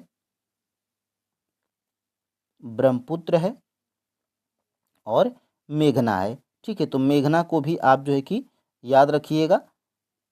देखिए सबसे पहले सुंदरवन डेल्टा, विश्व का सबसे बड़ा डेल्टा कौन है? सुंदरवन का डेल्टा। और ये है कहाँ? तो ये है आपका जो है कि बांग्लादेश में। और किन किन नदियों के कारण होता है? बनता है तो गंगा, ब्रह्मपुत्र और मेघना। ठीक है, तो इसको भी आप जो है कि याद रखिएगा। ठीक है, अब देखिए फ्रेंड्स आगे हम लोग बढ़ते हैं। देखिए ये आपका जो है कि TRE 3.0 री एग्ज़ाम PRT में ये प्रश्न आपका पूछा गया था। भारत देश की अधिकतम अंतर्राष्ट्रीय सीमा है। तो ये जो है कि सबसे बड़ी अंतर्राष्ट्रीय सीमा, सबसे बड़ा जो है कि भारत के साथ बांग्लादेश की सीमा लगती है। कितना? तो 4096। और यहीं से जो है कि आपका प्रश्न यहाँ से बना था। अगर फ्रेंड्स आप जो है कि इनको पढ़े रहते या पढ़े होंगे तो आप जो है कि आराम से टिक कर पाएंगे। मैं ये दिखाकर ये प्रयास कर रहा हूँ कि फ्रेंड्स आपको बिलीव हो जाए कि प्रश्न यहीं से बन रहा है। देखिए 139 का ऑप्शन नंबर यहाँ पे C मैं फाइनल आंसर की भी यहाँ पे दिखा दे रहा हूँ। ठीक है, अब देखिए फ्रेंड्स आगे हम लोग बढ़ते हैं। सिंधु नदी बहती है, यानी कि जो सिंधु नदी है ये किस दिशा से किस दिशा की ओर बहती है? ठीक है, तो सिंधु नदी फ्रेंड्स जो है कि आपका उत्तर से पश्चिम की ओर बहती है। ठीक है, उत्तर से जो है कि पश्चिम दिशा की ओर बहती है। तो उत्तर से पश्चिम आपका जो है कि किसी भी ऑप्शन में नहीं है। तो यहाँ से फ्रेंड्स आपका राइट आंसर क्या हो जाएगा? ऑप्शन नंबर E, उपर्युक्त में से कोई नहीं। उत्तर से पश्चिम जो है कि सिंधु नदी बहती है। ठीक है, अब देखिए फ्रेंड्स अब हम लोग आगे बढ़ेंगे और यहाँ से देखिए ये आपके जो है कि बिहार SCRT के बुक में भी दिया गया है। और देखिए इसकी सभी सहायक नदियाँ उत्तर पूर्व और भारत में उत्तर पश्चिम से मैदान के मध्यवर्ती भाग में आकर इससे मिलती हैं। तो भारत में उत्तर पश्चिम ये आप जो है कि याद रखिएगा। और ये जो है कि यहीं से जो है कि प्रश्न आपका बनाया गया था। देखिए पहला सीमेंट संयंत्र कब और कहाँ पर स्थापित किया गया था? पहला सीमेंट संयंत्र कब और कहाँ पर स्थापित किया गया था?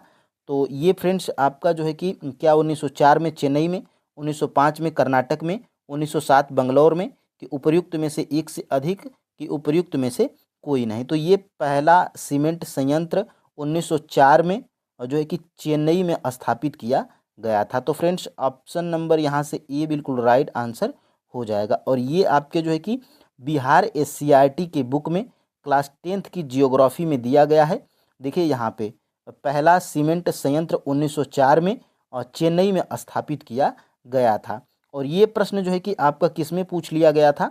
तो ये जो है कि TRA 3.0 SST में पूछा गया ये प्रश्न है। आप जो है कि यहाँ पे देख पा रहे होंगे भारत में सन 1904 में प्रथम सीमेंट उद्योग संयंत्र कहाँ स्थापित किया गया था?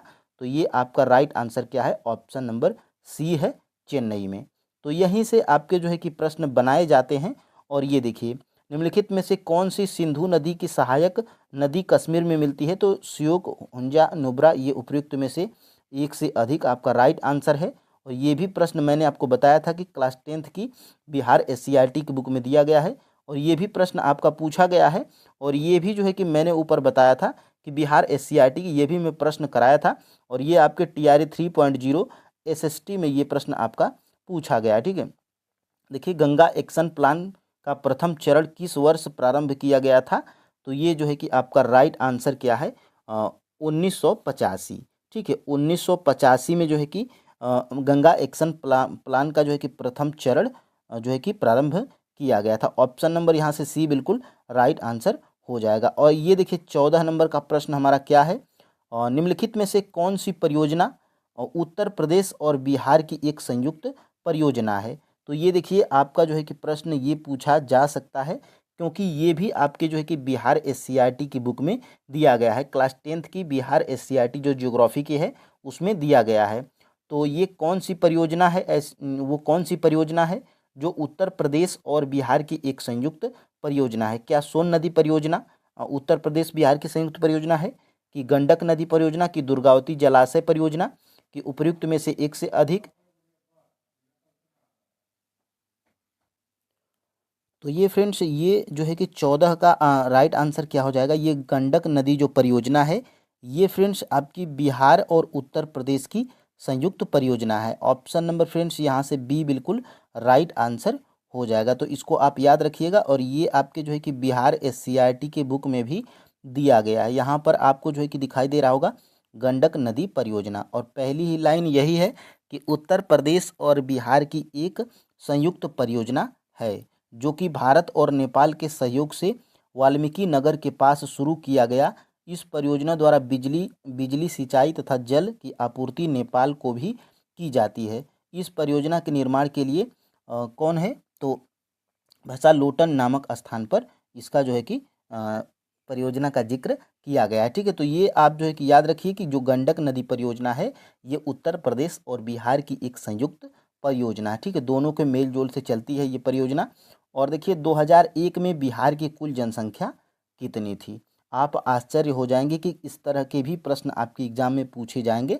तो बिल्कुल पूछे जा सकते हैं, क्योंकि फ्रेंड्स 2011 की जनगणना 2001 की जो जनगणना हुई थी उस वो आपके बिहार के SCRT बुक में भी दिया गया है। तो इसका जो है कि राइट आंसर क्या है? 2001 में बिहार की कुल जनसंख्या कितनी थी? तो 8 करोड़ से अधिक थी। ऑप्शन नंबर फ्रेंड्स यहाँ पे बी बिल्कुल राइट आंसर है। और बिहार SCRT के बुक में दिया गया है। यहाँ पर आप जो देखिए बिहार की जनसंख्या एवं नगरीकरण। और बिल्कुल जो है कि यहाँ से देखिए 2001 की जनगणना के अनुसार यहाँ की कुल जनसंख्या कितनी है? 8,29,98,509 है। तो एग्जैक्ट आपको याद रखनी है, तो एग्जैक्ट आप याद रखिए या तो 8 करोड़ से अधिक। ठीक है, ऑप्शंस जैसा मिले आपको आप जो है कि याद रखिएगा। और देखिए यहाँ से फ्रेंड्स ये प्रश्न मैं इसलिए दिखा रहा हूँ क्योंकि ये TRE 3.0 री एग्ज़ाम PRT में ये प्रश्न पूछा गया है। तो अगर इस तरह का प्रश्न पूछा जा रहा है तो ऊपर में जो आपको ये प्रश्न जो दिखाया था 2001 की जनगणना के अनुसार बिहार की कुल जनसंख्या, तो वो भी प्रश्न पूछा जा सकता है। देखिए ये TRE 3.0 ये आपके जो है कि 3.0 री एग्ज़ाम PRT में ये प्रश्न आपका पूछा गया था। देखिए निम्न में से कुल कितने लोग 26 जनवरी 1950 से 2024 के प्रारंभ तक बिहार के मुख्यमंत्री रहे हैं? तो इसका राइट आंसर क्या है फ्रेंड्स? 101 का केवल 23 लोग, यही आपका जो है कि राइट आंसर है। और इसका जो है कि मैं फाइनल आंसर की में भी दिखा देता हूँ। 101 का ऑप्शन नंबर यहाँ से क्या है? ए है। ठीक है, तो इस तरह के प्रश्न अगर पूछे जा रहे हैं तो जो आपके जो है कि बिहार SCRT में दिया गया है उसको आपको हल्के में नहीं लेना है। ठीक है, तो प्रश्न हमारा क्या है? तो फ्रेंड्स देखिए पहला प्रश्न हमारा क्या कह रहा है? बिहार में सोन नदी किस प्रकार के क्षेत्रों से होकर गुजरती है? यानी कि फ्रेंड्स जो बिहार में जो सोन नदी है वो किस प्रकार के क्षेत्र से होकर गुजरती है?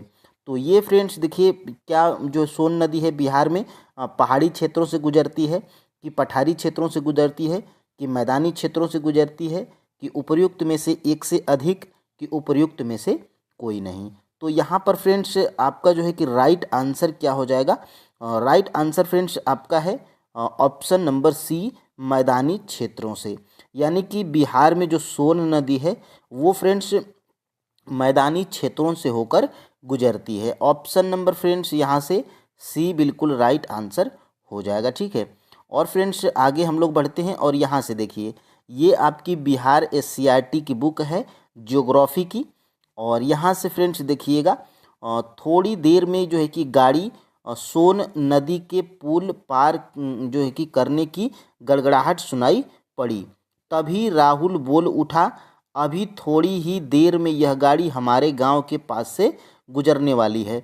और देखिए खिड़कियों से देखना, दूर दूर तक मैदान ही मैदान नज़र आएंगे। यानी कि फ्रेंड्स ये जो सोन नदी है ये जो है कि बिहार के मैदानी भागों से गुजरती है। ठीक है, तो इसका राइट आंसर आपका ऑप्शन नंबर सी था।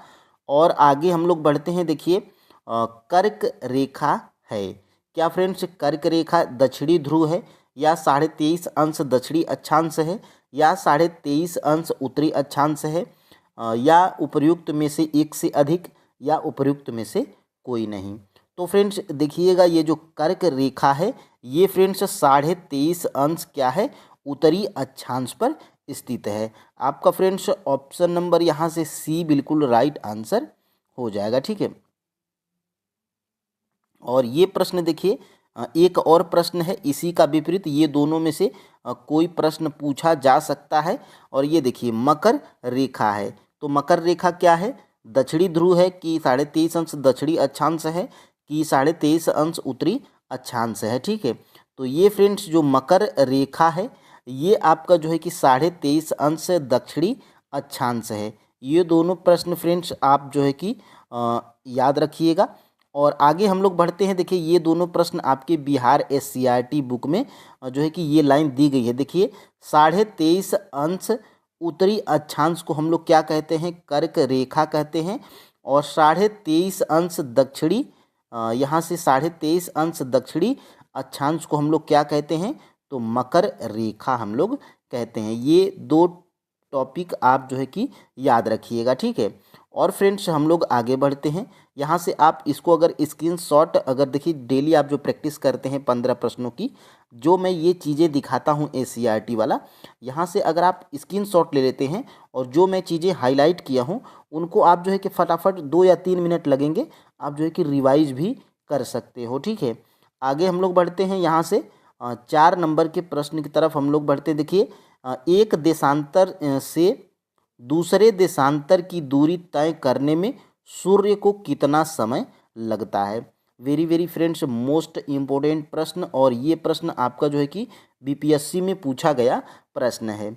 एक देशांतर से दूसरे देशांतर की दूरी तय करने में सूर्य को कितना समय लगता है? तो फ्रेंड्स देखिएगा सूर्य को जो है कि एक देशांतर से दूसरे देशांतर की दूरी तय करने में कितना समय लगता है? तो 4 मिनट का जो है कि समय लगता है। ये 4 मिनट का समय लगता है, आप जो है कि इसको याद रखिएगा। और ये देखिए जानबूझ के मैं ये ऑप्शंस में नहीं दिया हूँ, ताकि फ्रेंड्स आपका जो है कि ऑप्शन नंबर डी और ऑप्शन नंबर ई के महत्व को आप समझो। देखिए यहाँ पर इसका राइट आंसर क्या हो जाएगा? उपर्युक्त में से कोई नहीं। देखिए फ्रेंड्स, बिहार शिक्षक भर्ती में या बीपीएससी द्वारा ये जो 5 ऑप्शंस वाला जो प्रश्न पूछा जाता है, इसमें से फ्रेंड्स देखिए डी और ई ऐसा ऑप्शंस है जो कि जब तक आप एग्जैक्ट अगर आंसर आपको नहीं पता है तो फ्रेंड्स आपके प्रश्न ज़्यादा गलत होते हैं। और फ्रेंड्स देखिए बिहार शिक्षक भर्ती का पीआईटी हो या फ्रेंड्स 6 to 8 हो, देखिए अगर 120 में से अगर आपका जो है कि 70 या 80 जा रहा है। देखिए टीआरई 1 में लगभग कितना गया था? 67 गया था। तो 120 में 67 और 120 में 80, इतना लेवल इसका जो है कि आसान सरल रहता है। तब भी फ्रेंड्स 120 में 80 जाने का कारण यही है क्योंकि इसके 5 ऑप्शंस होते हैं और ऑप्शन नंबर डी और ऑप्शन नंबर ई ऐसा जो है कि ऑप्शन होता है जिसमें बहुत से लोग कंफ्यूज होते हैं। ठीक है, तो एक देशांतर से दूसरे देशांतर की दूरी तय करने में सूर्य को कितना समय लगता है? तो 4 मिनट का समय लगता है। आप इसको स्क्रीनशॉट नहीं लेंगे, आप जो है कि किसको स्क्रीनशॉट लेंगे? तो इसके नीचे जो मैं दिखाऊंगा, देखिए अंतर्राष्ट्रीय तिथि रेखा से पूर्व जाने पर क्या होता है, यानी कि जो अंतर्राष्ट्रीय तिथि रेखा से पूर्व जाने पर क्या होता है। तो फ्रेंड्स अंतर्राष्ट्रीय तिथि रेखा से जो है कि पूर्व जाने पर एक तिथि क्या कर दी जाती है? एक तिथि जो है कि आपकी घटा दी जाती है। तो ऑप्शन नंबर फ्रेंड्स यहाँ से बी बिल्कुल राइट आंसर हो जाएगा। ये दोनों प्रश्न मैं देखिए कहाँ से बनाया हूँ, तो यहाँ से फ्रेंड्स बिल्कुल आप जो है कि देख पा रहे होंगे।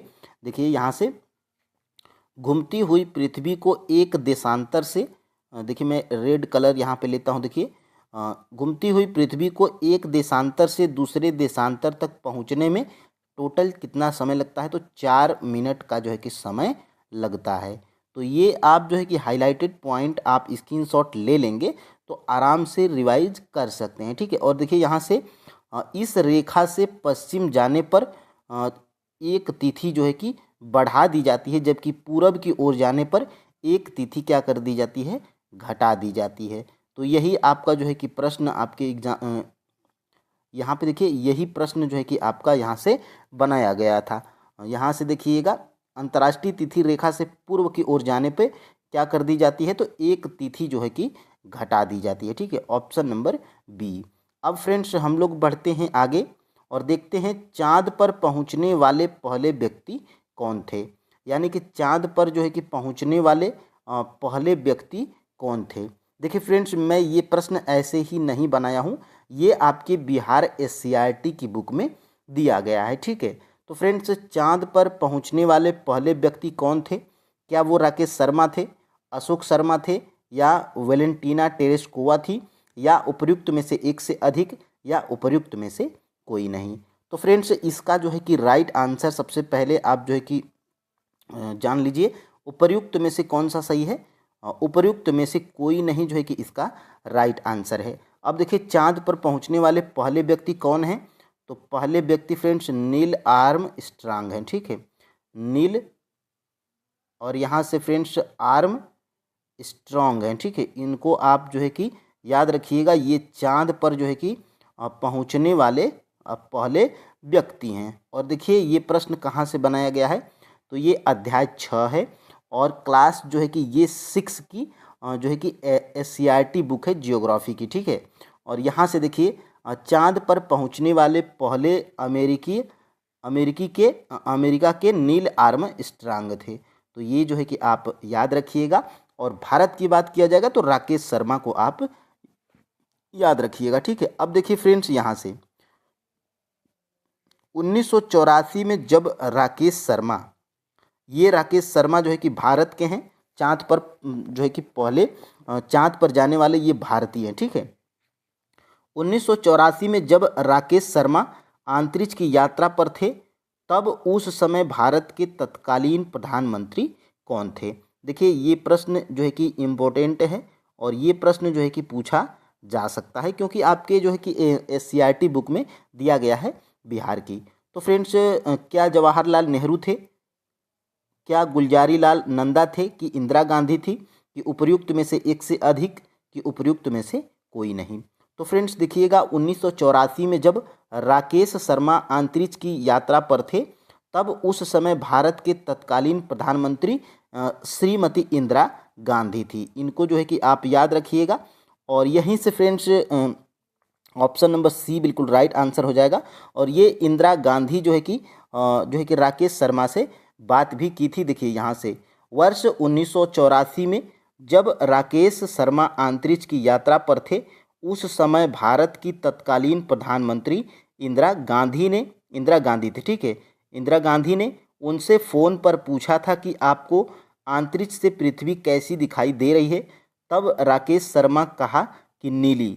वास्तव में अंतरिक्ष से देखने पर हमारी पृथ्वी का रंग नीला दिखाई देता है, इसलिए फ्रेंड्स हमें जो है कि पृथ्वी को नीला ग्रह हम लोग कहते हैं। तो ये इम्पोर्टेंट जो है कि लाइन अगर आपकी जो है कि बिहार SCERT बुक में दी गई है, तो ये प्रश्न जो है कि पूछा जा सकता है। अब फ्रेंड्स हम लोग देखें, पृथ्वी के वायुमंडल की सबसे निचली परत कौन सी है। इससे प्रश्न जो है कि पूछा गया था TRE 1 में।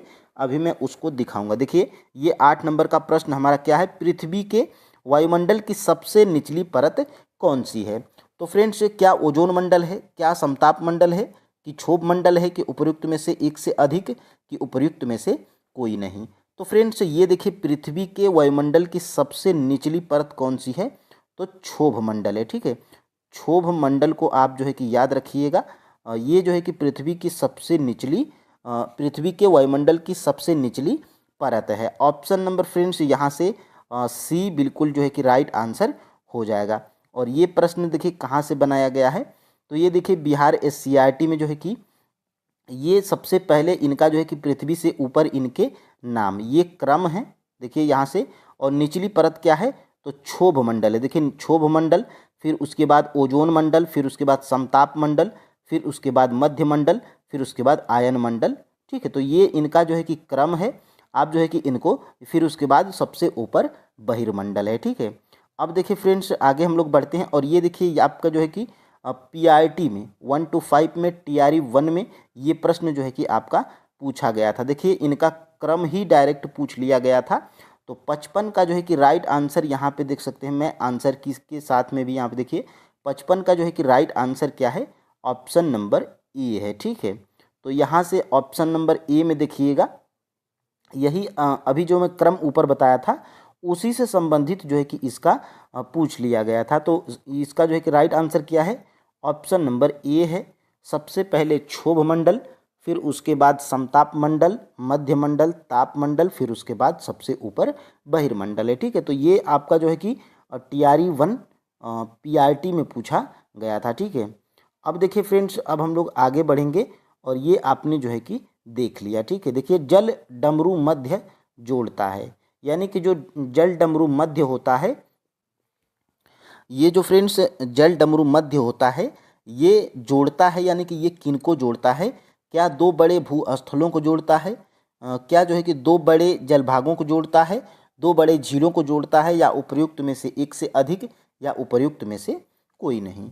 तो फ्रेंड्स जो जल डमरू मध्य होता है, ये जो है कि आपका दो बड़े जलभागों को जोड़ता है। तो ऑप्शन नंबर फ्रेंड्स यहाँ से बी बिल्कुल राइट आंसर हो जाएगा, ठीक है। आप फ्रेंड्स हमें ज़रूर बताएंगे कि आपके टोटल 15 में से कितने सही हो रहे हैं, ठीक है। और आप जो है कि सबसे पहले मान लीजिए कि ये 9 नंबर का प्रश्न आपको पता है पहले से ही, तो सबसे पहले आप कमेंट करके लिखिएगा क्वेश्चन नंबर 9, और 9 का राइट आंसर क्या है, बी लिख दीजिएगा, ठीक है। अब देखिए फ्रेंड्स, अब हम लोग आगे बढ़ते हैं। यहाँ से ये प्रश्न जो है कि आपका बनाया गया था। देखिए जल संधि, देखिए यहाँ से पानी का संकरा भाग है जो दो बड़ी जल राशि जैसे समुद्रों तथा महासागरों को एक दूसरे से जोड़ता है, और इसे जो है कि जल डमरू मध्य भी कहते हैं। तो यहीं से जो है कि ये प्रश्न आपका बनाया गया था, ठीक है। अब देखिए आगे हम लोग बढ़ेंगे।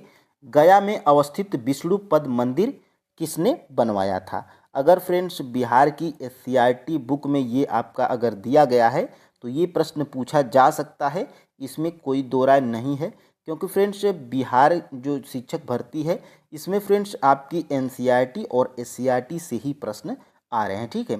तो देखिएगा ये गया में जो अवस्थित विष्णुपद मंदिर है ये जो है कि किसने बनवाया था, तो रानी अहिल्याबाई के द्वारा ये जो है कि विष्णुपद मंदिर जो कि गया में है ये रानी अहिल्याबाई के द्वारा बनाया गया था। तो ऑप्शन नंबर फ्रेंड्स यहाँ से ए बिल्कुल राइट आंसर हो जाएगा, ठीक है। तो ये आप जो है कि याद रखिएगा।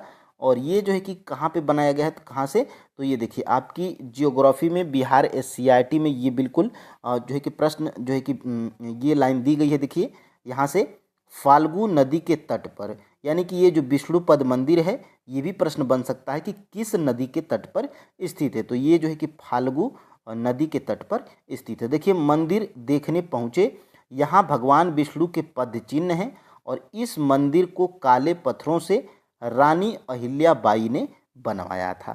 तो यहीं से ये प्रश्न आपका जो है कि बनाया गया था, ठीक है। अब फ्रेंड्स हम लोग आगे बढ़ेंगे और देखेंगे दूसरे प्रश्न को।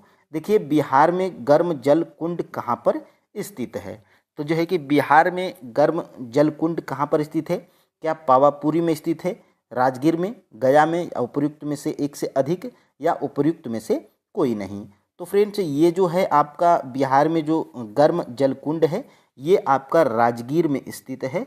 ऑप्शन नंबर फ्रेंड्स यहाँ से बी बिल्कुल राइट आंसर हो जाएगा, ठीक है। अब देखिए यहाँ से ये प्रश्न बनाया कहाँ से गया है, तो थोड़ा सा अगर आप जाएंगे नीचे तो देखिए ये जो है कि विष्णुपद मंदिर अहिल्याबाई ने बनवाया था और उसी के नीचे से ये प्रश्न जो है कि आपका बना दिया गया था। देखिए राजगीर के गर्म जलकुंड में हाथ पांव धोने से बच्चों की थकान मिट गई थी। तो ये फ्रेंड्स देखिए ये राजगीर में है क्या, तो गर्म जल कुंड। तो यही आपका जो है कि प्रश्न था।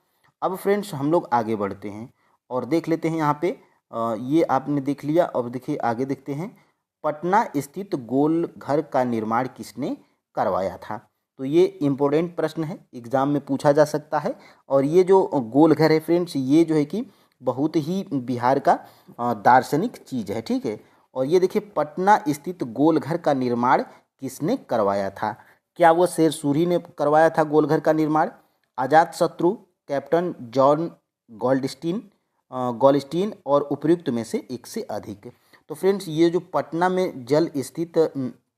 पटना स्थित जो गोल घर है ये जो है कि कैप्टन जॉन गोल्डस्टीन के द्वारा बनाया गया था, ठीक है। तो ऑप्शन नंबर फ्रेंड्स यहाँ से सी बिल्कुल राइट आंसर हो जाएगा।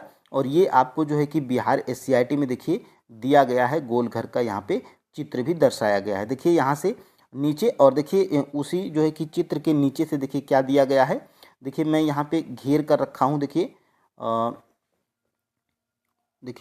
गोल घर की गोल दीवारों पर एक सूचना पट्टी लगी है जिसमें गोल घर के संबंध में कई जानकारियां दी गई हैं। उसमें लिखा है कि इसका निर्माण कैप्टन जॉन गोल्डस्टीन ने 1786 में अनाज के सुरक्षित भंडारण के उद्देश्य से करवाया था। तो ये जो है कि आप याद रखिएगा। और ये इसकी जो है कि दीवारें 12 फीट मोटी और 96 फीट ऊंची हैं। ये भी प्रश्न जो है कि बन सकता है, ठीक है। तो स्क्रीनशॉट ले लीजिए।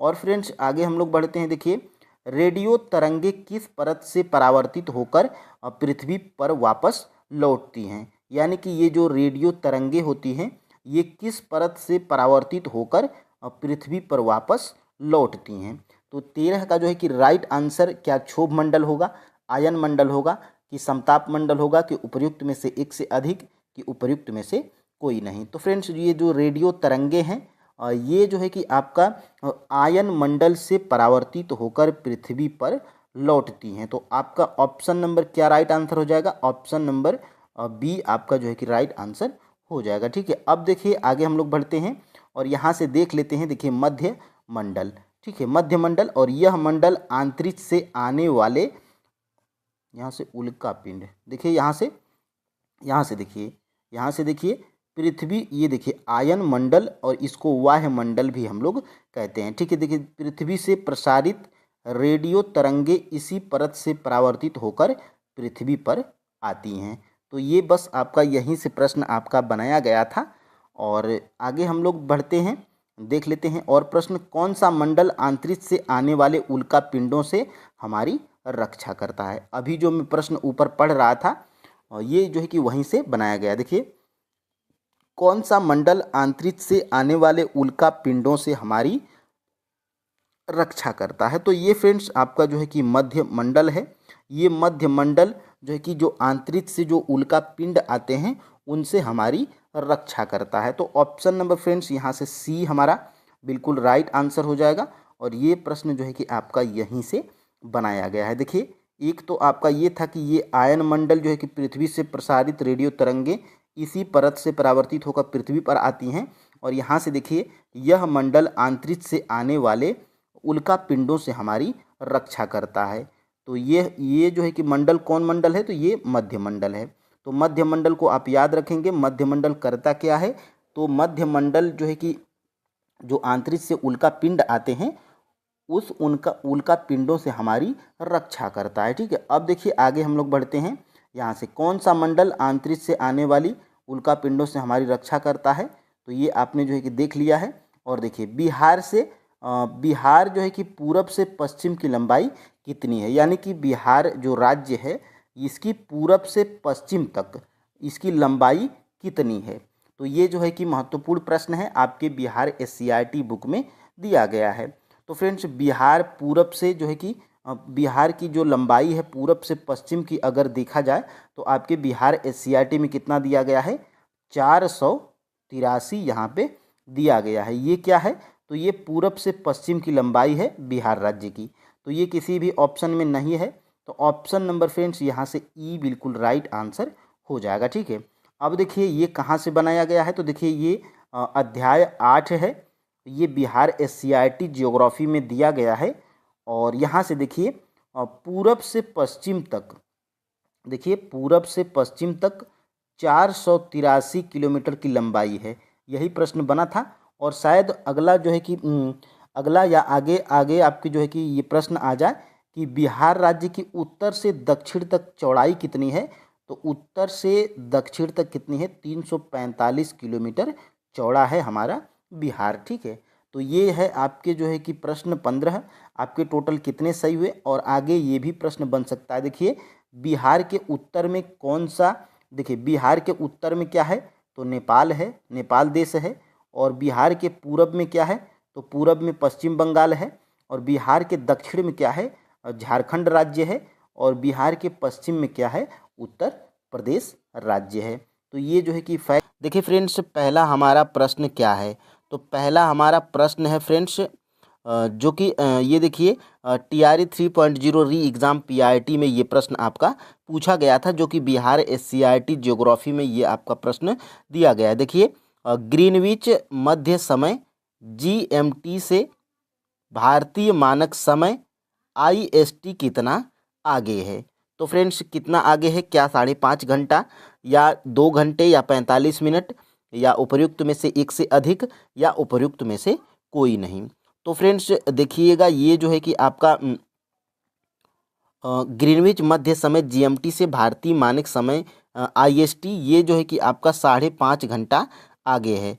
तो ऑप्शन नंबर फ्रेंड्स यहाँ से ए बिल्कुल राइट आंसर हो जाएगा। ठीक है, आप फ्रेंड्स हमें कमेंट करके ज़रूर बताइएगा कि आपके टोटल 15 प्रश्नों में से कितने सही हो रहे हैं। ठीक है, और ये सारे प्रश्न टॉप लेवल के हैं जो कि आपके SCRT में दिए गए हैं, बिहार SCRT में। ठीक है, और ये देखिए यहाँ पर ये आपके जो है कि SCRT में दिया गया है। देखिए, भारतीय मानक समय ग्रीनविच स्टैंडर्ड टाइम से 5.5 घंटा आगे है। देखिए, भारतीय मानक समय के कारण ही भारत में घड़ियां सभी जगह एक ही समय बताती हैं, जबकि पूर्वी राज्यों में सूर्योदय कक्ष की तुलना में लगभग 2 घंटा आगे है।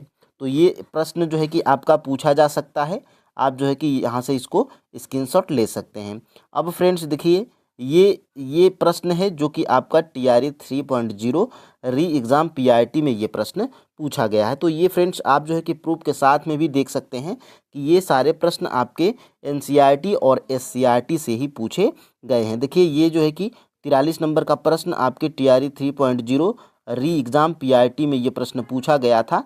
ग्रीनविच मध्य समय भारतीय मानक समय IST कितना आगे है, तो 5.5 घंटा आगे है। तो ऑप्शन नंबर इसमें जो है कि ए बिल्कुल राइट आंसर हो जाएगा। ठीक है, अब फ्रेंड्स हम लोग आगे बढ़ते हैं। देखिए 2 नंबर के प्रश्न की तरफ हम लोग बढ़ते हैं और देखिए कौन सी रेखा भारत को बीचों बीच से निकलती है, यानी कि वो कौन सी रेखा है जो भारत के बिल्कुल बीचों बीच से निकलती है, या वो कौन सी रेखा है जो भारत को जो है कि 2 बराबर भागों में बांटती है।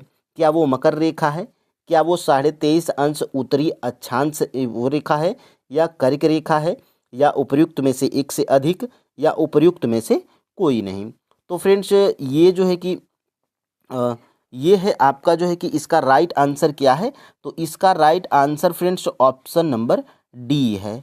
देखिए फ्रेंड्स ऑप्शन नंबर डी का मतलब ये है कि ये जो कर्क रेखा है ये भारत को जो है कि 2 बराबर भागों में बांटती है या बीचों बीच से निकलती है, तो ये भी सही है।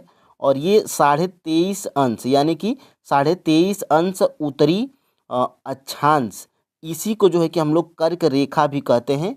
तो ऑप्शन नंबर बी और ऑप्शन नंबर जो है कि सी, ये दोनों जो है कि सेम है। ठीक है, तो ये आपका जो है कि उपर्युक्त में से एक से अधिक राइट आंसर हो जाएगा। यहाँ पर देखिए मैं यहाँ पर हाईलाइट भी किया हूँ।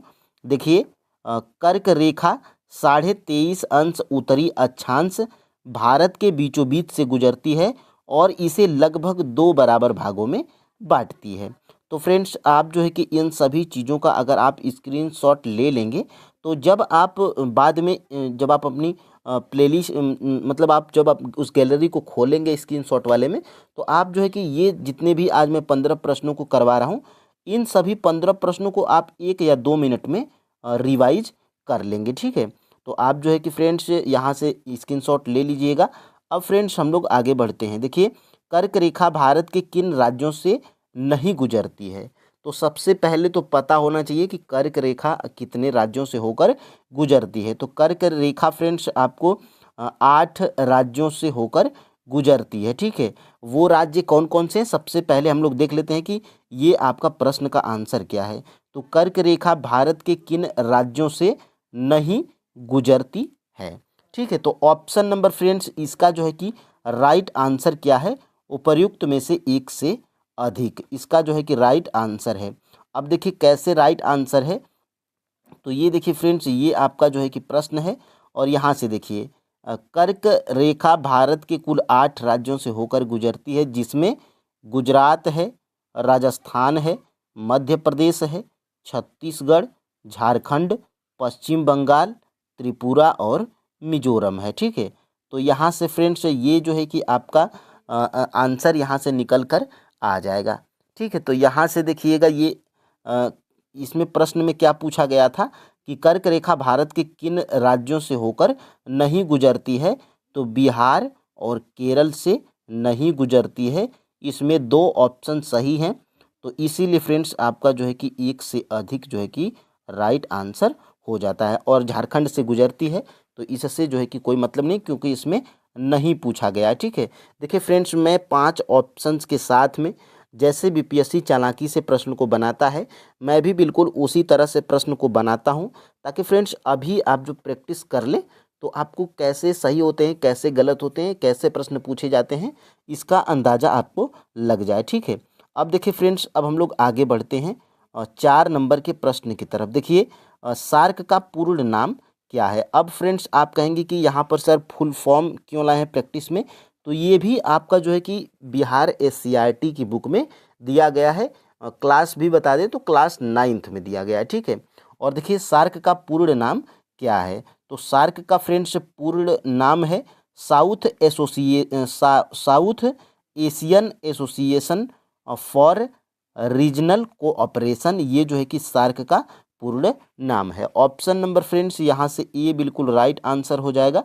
और ये देखिए आपके जो है कि बिहार SCRT के बुक में दिया गया है। सबसे पहले एक और प्रश्न देख लेते हैं, फिर उसके बाद दोनों प्रश्नों को हम लोग देख लेंगे। ठीक है, देखिए निम्नलिखित में से कौन सा देश सार्क का सदस्य नहीं है। देखिए फ्रेंड्स प्रश्न में नहीं है, इसको आपको ध्यान देना है, और एक से अधिक और उपयुक्त में से कोई नहीं, इन सभी तीनों ऑप्शंस को आपको याद रखना होता है। ठीक है, क्योंकि प्रश्न यहीं पे घुमाता है। आसान से प्रश्न को अगर घुमा देगा तो अगर आप जल्दीबाजी करेंगे तो प्रश्न आपके गलत हो जाते हैं। तो इसमें से फ्रेंड्स निम्नलिखित में से कौन सा देश सार्क का सदस्य नहीं है? तो फ्रेंड्स देखिएगा, सार्क का सदस्य जो है कि चीन देश नहीं है, ठीक है, नहीं है।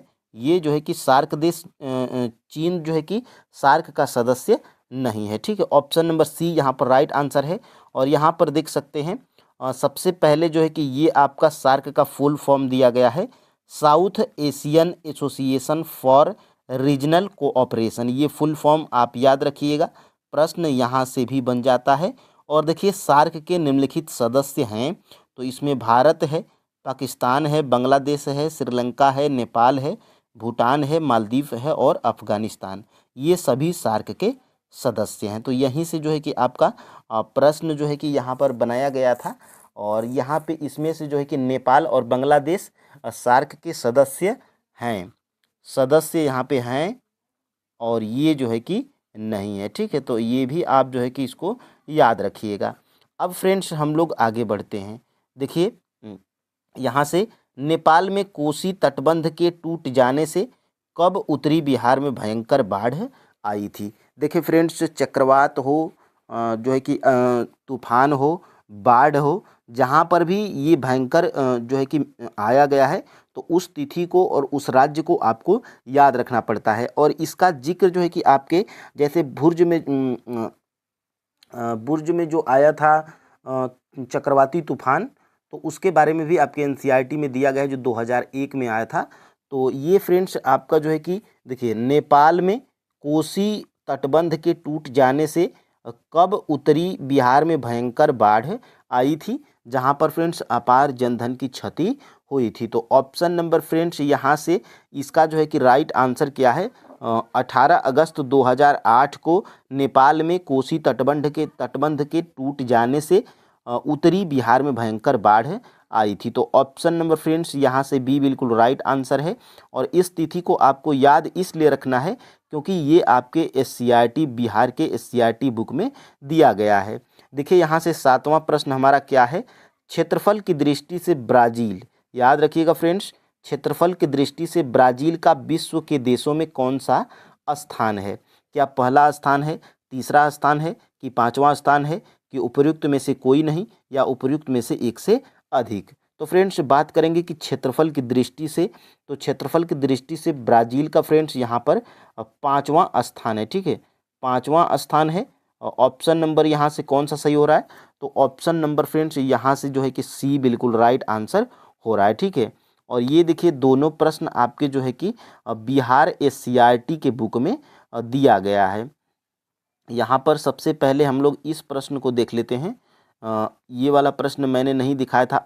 18 अगस्त नेपाल में कोसी तटबंध के टूट जाने से कब उत्तरी बिहार में भयंकर बाढ़ आई थी? तो 18 अगस्त 2008 को। और ये जो है कि तिथि आपको इसलिए याद रखनी है क्योंकि देखिए यहाँ पर आपके एससीईआरटी बुक में दिया गया है। देखिए कोसी नदी जिसे बिहार का शोक कहा जाता है, इसका जो है कि उद्गम नेपाल में है, ठीक है। दोनों देशों में कोसी नदी पर एक संयुक्त परियोजना विकसित हुई है, जिसके कारण पारस्परिक सहयोग एवं मैत्री भावना को बल मिला है। और देखिए नेपाल में कोसी तटबंध के टूट जाने से 18 अगस्त 2008 को उत्तरी बिहार में भयंकर बाढ़ आई थी। तो ये फ्रेंड्स आपको तिथि याद रखनी है क्योंकि आपके बिहार एससीईआरटी में बुक में दिया गया है, तो ये प्रश्न आपका पूछा जा सकता है, ठीक है। और ये आपको याद रखना है। और यहाँ से क्षेत्रफल की दृष्टि से ब्राज़ील का स्थान जो है कि 5वां है, option number C right answer है। और एक और प्रश्न यहाँ पे देख लेते हैं, भारत का क्षेत्रफल संसार के क्षेत्रफल का कितना प्रतिशत है? तो फ्रेंड्स देखिएगा ये जो है कि भारत का क्षेत्रफल जो है कि संसार के क्षेत्रफल का कितना प्रतिशत है? तो ये फ्रेंड्स जो भारत का क्षेत्रफल है, ये कुल जो है कि संसार के क्षेत्रफल का कितना प्रतिशत है? तो 2 जो है कि 2.4% है, ठीक है। तो ये आपको याद रखना है, 2.4% किसी भी ऑप्शन में नहीं है। तो यहाँ पर उपर्युक्त में से कोई नहीं जो है कि आपका राइट आंसर हो जाएगा, ठीक है। तो याद रखिएगा। और देखिए ये दोनों प्रश्न जो है कि यहाँ से बनाया गया है। तो सबसे पहले भारत का क्षेत्रफल कितना है? तो 36.8 लाख वर्ग किलोमीटर है, जो विश्व के कुल भौगोलिक क्षेत्रफल का कितना है। तो देखिए एग्जैक्ट डाटा यहाँ पर दिया गया है 2.4%। ठीक है, तो ये 2.4% आप याद रखिएगा। और देखिए क्षेत्रफल की दृष्टि से जो है कि ब्राज़ील का स्थान यहाँ पे 5वां है, तो ये भी याद रखिएगा। भारत का 7वां है, ये भी याद रखिएगा। और रूस का पहला है, ये भी याद रखिएगा। चीन का तीसरा है, ये भी आप याद रखिएगा। ठीक है, और देखिए फ्रेंड्स स्थल स्थल भारत की जो स्थल सीमा रेखा की कुल लंबाई कितनी है, तो 15,200 किलोमीटर है। ये भी डाटा आपका पूछा जाता है। ठीक है, अब देखिए फ्रेंड्स आगे हम लोग बढ़ते हैं। भारत की नदियों में कौन सी नदी कर्क रेखा को 2 बार पार करती है, या 2 बार काटती है, या 2 बार गुजरती है। ठीक है, तो भारत की नदियों में जो है कि वो कौन सी नदी है जो कर्क रेखा को 2 बार पार करती है या 2 बार काटती है। ठीक है, तो वो है फ्रेंड्स आपकी माही नदी है। ठीक है, माही नदी फ्रेंड्स आपकी वो नदी है जो कर्क रेखा को 2 बराबर भागों में बांटती है, या 2 बार जो है कि पार करती है, या 2 बार काटती है। ठीक है, तो आपका जो है कि राइट आंसर क्या हो जाएगा, ऑप्शन नंबर ई जो है कि राइट आंसर हो जाएगा, उपयुक्त में से कोई नहीं। ठीक है, तो ये जो है कि आप याद रखिएगा। और फ्रेंड्स हम लोग आगे बढ़ते हैं देखिए 10 नंबर के प्रश्न की तरफ।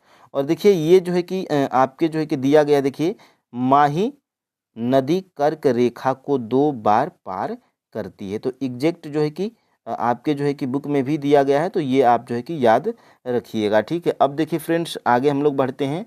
भारत में अरुणाचल प्रदेश और कच्छ, ये जो है कि देखिए भारत में अरुणाचल प्रदेश और ये कच्छ कहाँ पर है, तो गुजरात के कच्छ की बात हो रही है। ठीक है, कच्छ के बीच स्थानीय समय में कितना अंतर है। तो देखिए ग्रीनविच समय भारतीय मानक समय रेखा 5.5 घंटा ये आगे है, वो आपको याद रखना ही है। लेकिन फ्रेंड्स ये भी महत्वपूर्ण है, भारत में अरुणाचल प्रदेश और कच्छ के बीच स्थानीय समय में कितने का अंतर है। तो ये जो है कि अंतर फ्रेंड्स 2 घंटे का है। ठीक है, ऑप्शन नंबर यहाँ से जो है कि बी बिल्कुल राइट आंसर हो जाएगा। ठीक है, ये आप आंकड़ा याद रखिएगा क्योंकि आपके जो है कि बुक में भी दिया गया है। देखिए भारत की मानक देशांतर समय रेखा का मान कितना है, यानी कि जो भारत की मानक देशांतर समय रेखा है वो कितना है। क्या 22.5 अंश 30 मिनट है, 81 अंश 30 मिनट है, कि 37 अंश 30 मिनट है, या उपयुक्त में से एक से अधिक, या उपयुक्त में से कोई नहीं। तो फ्रेंड्स 11 का राइट आंसर क्या है, ऑप्शन नंबर फ्रेंड्स यहाँ से ए बिल्कुल राइट आंसर है। भारत की मानक देशांतर समय रेखा का मान 82 अंश 30 मिनट है, एग्जैक्ट आप याद रखिएगा। और ये दोनों प्रश्न देखिए कहाँ से बनाए गए हैं फ्रेंड्स, यहाँ से देखिए भारत में अरुणाचल प्रदेश और कच्छ के बीच स्थानीय मान में कितने का अंतर है। भारत में अरुणाचल प्रदेश और कच्छ के बीच स्थानीय मान में देखिए 2 घंटे का अंतर है। एक यहाँ से प्रश्न बनाया गया है, और ये देखिए एक यहाँ से प्रश्न जो है कि बनाया गया है। देखिए भारत की मानक देशांतर रेखा 82.5 अंश 30 मिनट मतलब 82 अंश 30 मिनट पूर्वी देशांतर है जो इलाहाबाद के नैनी से होकर गुजरती है, तो ये भी आपको याद रखना है। और देखिए 1 अंश देशांतर पार करने में पृथ्वी को 4 मिनट का समय लगता है, जो मैं कल वाली प्रैक्टिस सेट में बताया था। ठीक है, अब देखिए फ्रेंड्स अब हम लोग आगे बढ़ेंगे, और यहाँ से देखिए भारत और पाकिस्तान के बीच कौन सी रेखा है, यानी कि भारत और पाकिस्तान के बीच जो बंटवारा हुआ है, तो उस रेखा का नाम क्या है जो 2 बराबर भागों में 2 भागों में बांट देती है। ठीक है, यानी कि आपको याद रखना है कि भारत और पाकिस्तान के बीच कौन सी रेखा है। ठीक है, तो भारत और पाकिस्तान के बीच कौन सी रेखा है, कमेंट करके बताइए। रेड क्लिफ रेखा, मैकमोहन रेखा, या इंदिरा पॉइंट, या उपयुक्त में से एक से अधिक, या उपयुक्त में से कोई नहीं। तो फ्रेंड्स भारत और पाकिस्तान के बीच की रेखा की बात करेंगे तो ये है फ्रेंड्स आपकी रेड क्लिफ रेखा। ऑप्शन नंबर फ्रेंड्स यहाँ से ये बिल्कुल राइट आंसर हो जाएगा। ठीक है, और यहाँ से देखिए एक और प्रश्न है, दोनों को एक ही साथ दिखा दूंगा क्योंकि दोनों एक ही पेज पे है। भारत और चीन के बीच रेखा को क्या कहते हैं, यानी कि जो भारत और चीन के बीच की जो रेखा है उसको हम लोग किस नाम से जानते हैं या क्या कहते हैं। ठीक है, तो 13 का जो है कि राइट आंसर क्या है, ऑप्शन नंबर बी मैकमोहन रेखा। ये भारत और जो है कि पाकिस्तान की है, और ये जो है कि किसकी है, तो भारत और चीन की है। तो इसका जो है कि भारत और चीन की बात करेंगे तो ऑप्शन नंबर यहाँ से फ्रेंड्स बी बिल्कुल राइट आंसर हो जाएगा। ठीक है, देखिए आप इसको स्क्रीनशॉट लीजिए। देखिए ये आप स्क्रीनशॉट ले लेंगे तो यहाँ पर जो हाईलाइट वाला चीज़ है, बाकी कुछ नहीं पढ़ना है आपको, जो हाईलाइट वाली चीज़ है देखिए, भारत एवं चीन की सीमा रेखा हिमालय की श्रेणी से होकर गुजरती है। इस सीमा रेखा का नाम क्या है? मैकमोहन रेखा है। ठीक है, तो ये मैकमोहन रेखा है किसकी? भारत और चीन की। और थोड़ा सा अगर नीचे आप इसको भी अगर स्क्रीनशॉट ले लेंगे तो यहाँ से आप जो है कि हाईलाइटेड पॉइंट को यहाँ से नोट डाउन करके या रिवीजन कर लेंगे। भारत और पाकिस्तान के बीच की स्थित सीमा रेखा को रेड क्लिफ लाइन या रेड क्लिफ रेखा हम लोग कहते हैं। ठीक है, तो यहाँ से ये प्रश्न आपका बना था। ठीक है, अब देखिए फ्रेंड्स, भारत का दक्षिणतम बिंदु जो इंदिरा, सबसे पहले तो आपको ये याद रखना है कि जो भारत का दक्षिणतम बिंदु क्या है। तो भारत का दक्षिणतम बिंदु फ्रेंड्स इंदिरा पॉइंट है। तो यही पूछा जा रहा है प्रश्न में कि भारत का जो दक्षिणतम बिंदु है इंदिरा पॉइंट, वो कहाँ पर स्थित है? क्या हिंद महासागर में स्थित है, द्वीपीय पिट्टी में स्थित है, या अंडमान निकोबार द्वीप समूह में स्थित है, या उपयुक्त में से एक से अधिक, या उपयुक्त में से कोई नहीं? तो फ्रेंड्स, जो भारत का दक्षिणतम बिंदु इंदिरा पॉइंट है, ये आपका जो है कि अंडमान निकोबार द्वीप समूह में स्थित है। ऑप्शन नंबर फ्रेंड्स यहाँ से सी बिल्कुल राइट आंसर हो जाएगा। ये इंपॉर्टेंट प्रश्न है। प्रश्न जो है कि आपका ये 9 to 10th में ये ज्योग्राफी में प्रश्न पूछा भी गया था। ठीक है, अब देखिए आगे हम लोग बढ़ते हैं और यहाँ से देखिए ये स्थिति एवं विस्तार में यहाँ पर जब आप जाएंगे तो ये देखिए भारत का दक्षिणतम बिंदु इंदिरा पॉइंट है जो अंडमान निकोबार द्वीप समूह में स्थित है। 23 अंश 30 मिनट उत्तरी अक्षांश कर्क रेखा भारत के बीचों बीच से गुजरती है एवं इसे लगभग 2 बराबर भागों में बांटती है। तो ये यहाँ से प्रश्न आपके बने थे। ठीक है, अब देखिए फ्रेंड्स आगे हम लोग बढ़ते हैं। और भारत में पहली बार संपूर्ण जनगणना कब की गई थी? तो देखिएगा ये यहाँ से 2 प्रश्न बनते हैं। भारत में पहली जनगणना की बात की जाएगी तो वो अलग है, और ये भारत में संपूर्ण जनगणना की बात की जाएगी तो वो अलग है। तो 15 का जो है कि राइट आंसर क्या है? 1872 या 1881 या 2011, या उपयुक्त में से एक से अधिक, या उपयुक्त में से कोई नहीं। तो भारत में जो पहली बार संपूर्ण जनगणना की गई थी, ये संपूर्ण आप याद रखिएगा, संपूर्ण की बात की जाएगी तो आपको क्या याद रखना है? 1881। देखिए ये संपूर्ण जनगणना आपकी जो है कि 1881 में की गई थी। ऑप्शन नंबर फ्रेंड्स बी बिल्कुल राइट आंसर हो जाएगा। और ये पहली जनगणना हुई थी 1872 में। ठीक है, अब देखिए यहाँ से ये जो है कि जनगणना के बारे में आपके ज्योग्राफी में दिया गया है। देखिए यहाँ से एक निश्चित समयांतराल की आधिकारिक जनगणना को जनगणना कहते हैं। और यहाँ से देखिए भारत में सबसे पहले 1872 में जनगणना की गई थी। तो भारत में सबसे पहले जनगणना 1872, लेकिन सन 1881 में पहली बार संपूर्ण जनगणना की गई थी। उसी समय से प्रत्येक 10 वर्ष पर जनगणना होती है। ठीक है, और 2011 में लास्ट जनगणना हुई थी, और 2011 के बाद 21 में होनी थी लेकिन नहीं हुई। 22 भी क्रॉस, 23 भी क्रॉस, 24 भी क्रॉस, और 25 में देखिए होता है कि नहीं। तो ये आपको याद रखना है कि भारत में सबसे पहले जनगणना 1872, और सन जो है कि 1881 में संपूर्ण जनगणना 1881। ठीक है, तो ये आपको याद रखना है।